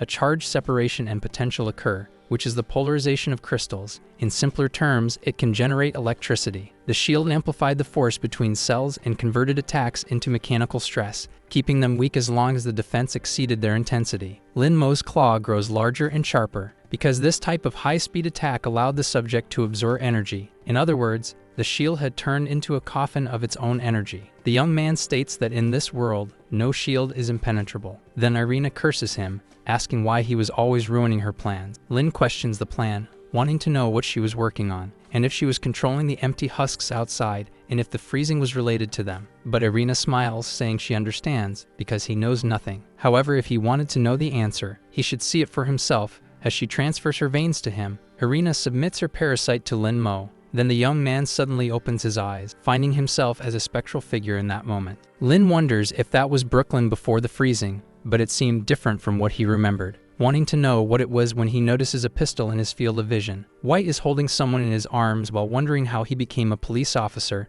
and who this woman was who had been shot. While there is a girl standing in front of White, she realizes that the person is Irina and her parasite connected, bringing her there. But there was a door beside the girl. Lin steps through the door and someone says they would lead the station servers to Irina, reminding her that they are more useful alive. Irina agrees with the speaker. Someone looks at Lin Mo, saying that some rats have entered, and the young man wonders if these aren't just memories, wanting to know how it was possible. But the hooded figure is himself, calling him Mr. Thief. Lin questions how this could be and how he could talk to him if he was inside memories, since that man was another version of him. The young man asks who that monster was, but the figure asks if the boy doesn't already have the answer. Lin reflects that he is right and simply cannot understand, because that was the true owner of the body he currently inhabited in this parallel universe, asking why he was still alive. The other Lin asks if he thought that by transmigrating, his soul would simply disappear, apologizing for the disappointment. But he had not vanished. Then he removes the hood, surprising the original Lin Mo. The speaker says he borrowed the empty husk Lin left behind and got to know the boy earlier than he had planned. Lin reflects that those were the same scars as Lu DeLongs and wonders if the apparition and ability to speak with him were part of his power, along with his plan. But the man says he doesn't mind revealing it, since Lin can't do anything about his plan. Moving behind Lin Mo and gripping him with his claws, telling him that he would accelerate the freezing process. He drives his claw in, saying that he had no other choice and that his time was up. But Lin Mo should think of it as a welcome gift. The young man wakes up suddenly, remembering that he had returned, and the scene felt familiar, with Irina saying that he understood nothing. But he kicks Irina away. The girl asks him to let her finish speaking. However, he points the pistol at her head, making the girl ask when he stole that. Lin Mo demands she answer without tricks, questioning what she meant by accelerating the freezing. Irina asks where he heard about that, but the young man says he would tell her one last time, so she should answer his question. Irina responds that it's fine, she will tell him, but he should hold the trigger firmly without hesitation. The speaker chief wanted to accelerate the freezing without explaining. Lin questions the reason, but Irina only wants her promised time reversal, because she had some personal grudges knowing that he and those lunatics only had aligned interests, but she didn't care about what happened after the freezing. Joe questions if that was what they called out of sight, out of mind. Irina asks if he is saying that if they don't intervene, the world will end. The doctor mentions the doomsday theory, assuming the world is doomed to destruction, while Irina points to the freezing as proof of the planet's end. Zhao says that the test subject claimed that everyone lost their lives and asks Lin Mo what he thinks. Lin asks if it isn't obvious because even if it's just to live a few more days, they have to stop them. Irina asks if they heard what she said about stopping them. Then she wants to hear what the plan is. Zhao asks if they are brainwashing refugees to use them as slaves to work for them, and the woman asks what was wrong with that and if there was a problem, since those fools deserve to be their slaves because the weak should be subordinate to the strong, and they lose the ability to think with false hope. But it was funny. Lin pulls a radio from his pocket and asks if they heard all that. Irina is suddenly surprised. Then the young man tells Hannah to respond if she heard it, and the girl calls out for the Holy Sun. Lin questions if she recorded the conversation just now, and she confirms, because she transmitted it through the station's central control to all platforms of the G-Line subway in New York, so everyone should have heard about it. Lin questions if she had just asked how they were going to stop the prophetic society, but the first step was when civilians discovered that everything was a lie, because that way they would destroy the false hope she built. The men removed their masks with glaring eyes, stepping on it in rage against the prophetic society. Hannah rips the bracelet from her arm. Then Joe says his test subject was very clever for thinking of that. Lin wonders if she always made him look dumb, but he replies that this was probably the value of having lived twice. Irina starts laughing, and Ju asks why, but she responds that it was too late, because they talked too much. Then she suddenly emits a glow. Joe questions if he hadn't absorbed all of her energy and what was lighting up, but Lin doesn't know either. 30 minutes earlier, Hannah asks if Lin Mo has another request, and the young man remains silent, thinking that she must have noticed but didn't expose him. He says he has something to ask her, and the woman should answer sincerely, and she agrees. The young man asks if Hannah believes in the Society of Prophets, but Hannah responds that yes, and not just her, but all brothers and sisters believed, but Lin rejects her answer,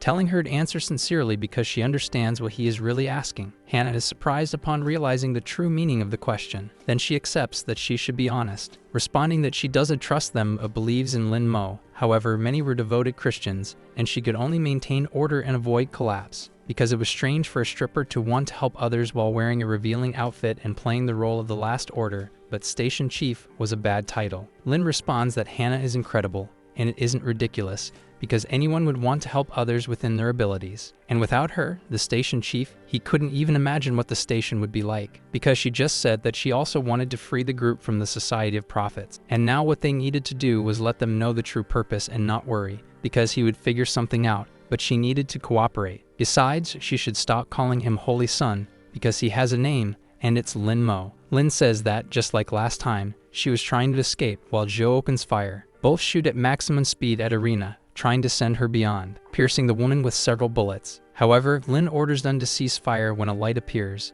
They are surprised by the magnitude of the light. It explodes shortly after, with Lin holding onto Ju. Both fall side by side. Lin is still shocked by the explosion, and Ju warns that it was close. Getting up, the girl asks what is happening, and the man responds that she should remember what he said after the last fight, because that had been the teleportation he mentioned. Outside, in the isolated city, Cross walks through the snow carrying Irina's wounded body. Irina says nothing, and Cross remarks that even though Grace can repair her body, the girl apologizes, and the priest is surprised that she can even apologize for her actions. However, Irina raises her middle finger at Cross, telling him not to get carried away. Then she apologizes because she lost to the black-haired guide and tells him not to inform Han Jinyu, as she would only become more annoying, but Cross just tells her to rest. Lin is startled as he looks ahead, wondering why he feels this way. The atmosphere is entirely wrong compared to what he expected, and the people in the subway look downcast. Lin tries to talk to them, but he wonders why they are like this, and if all of them are afraid of him. Zhao asks if he has guessed the reason, and the young man agrees. Lin says that naturally this was bound to happen, because in a collapse of faith, people become paranoid,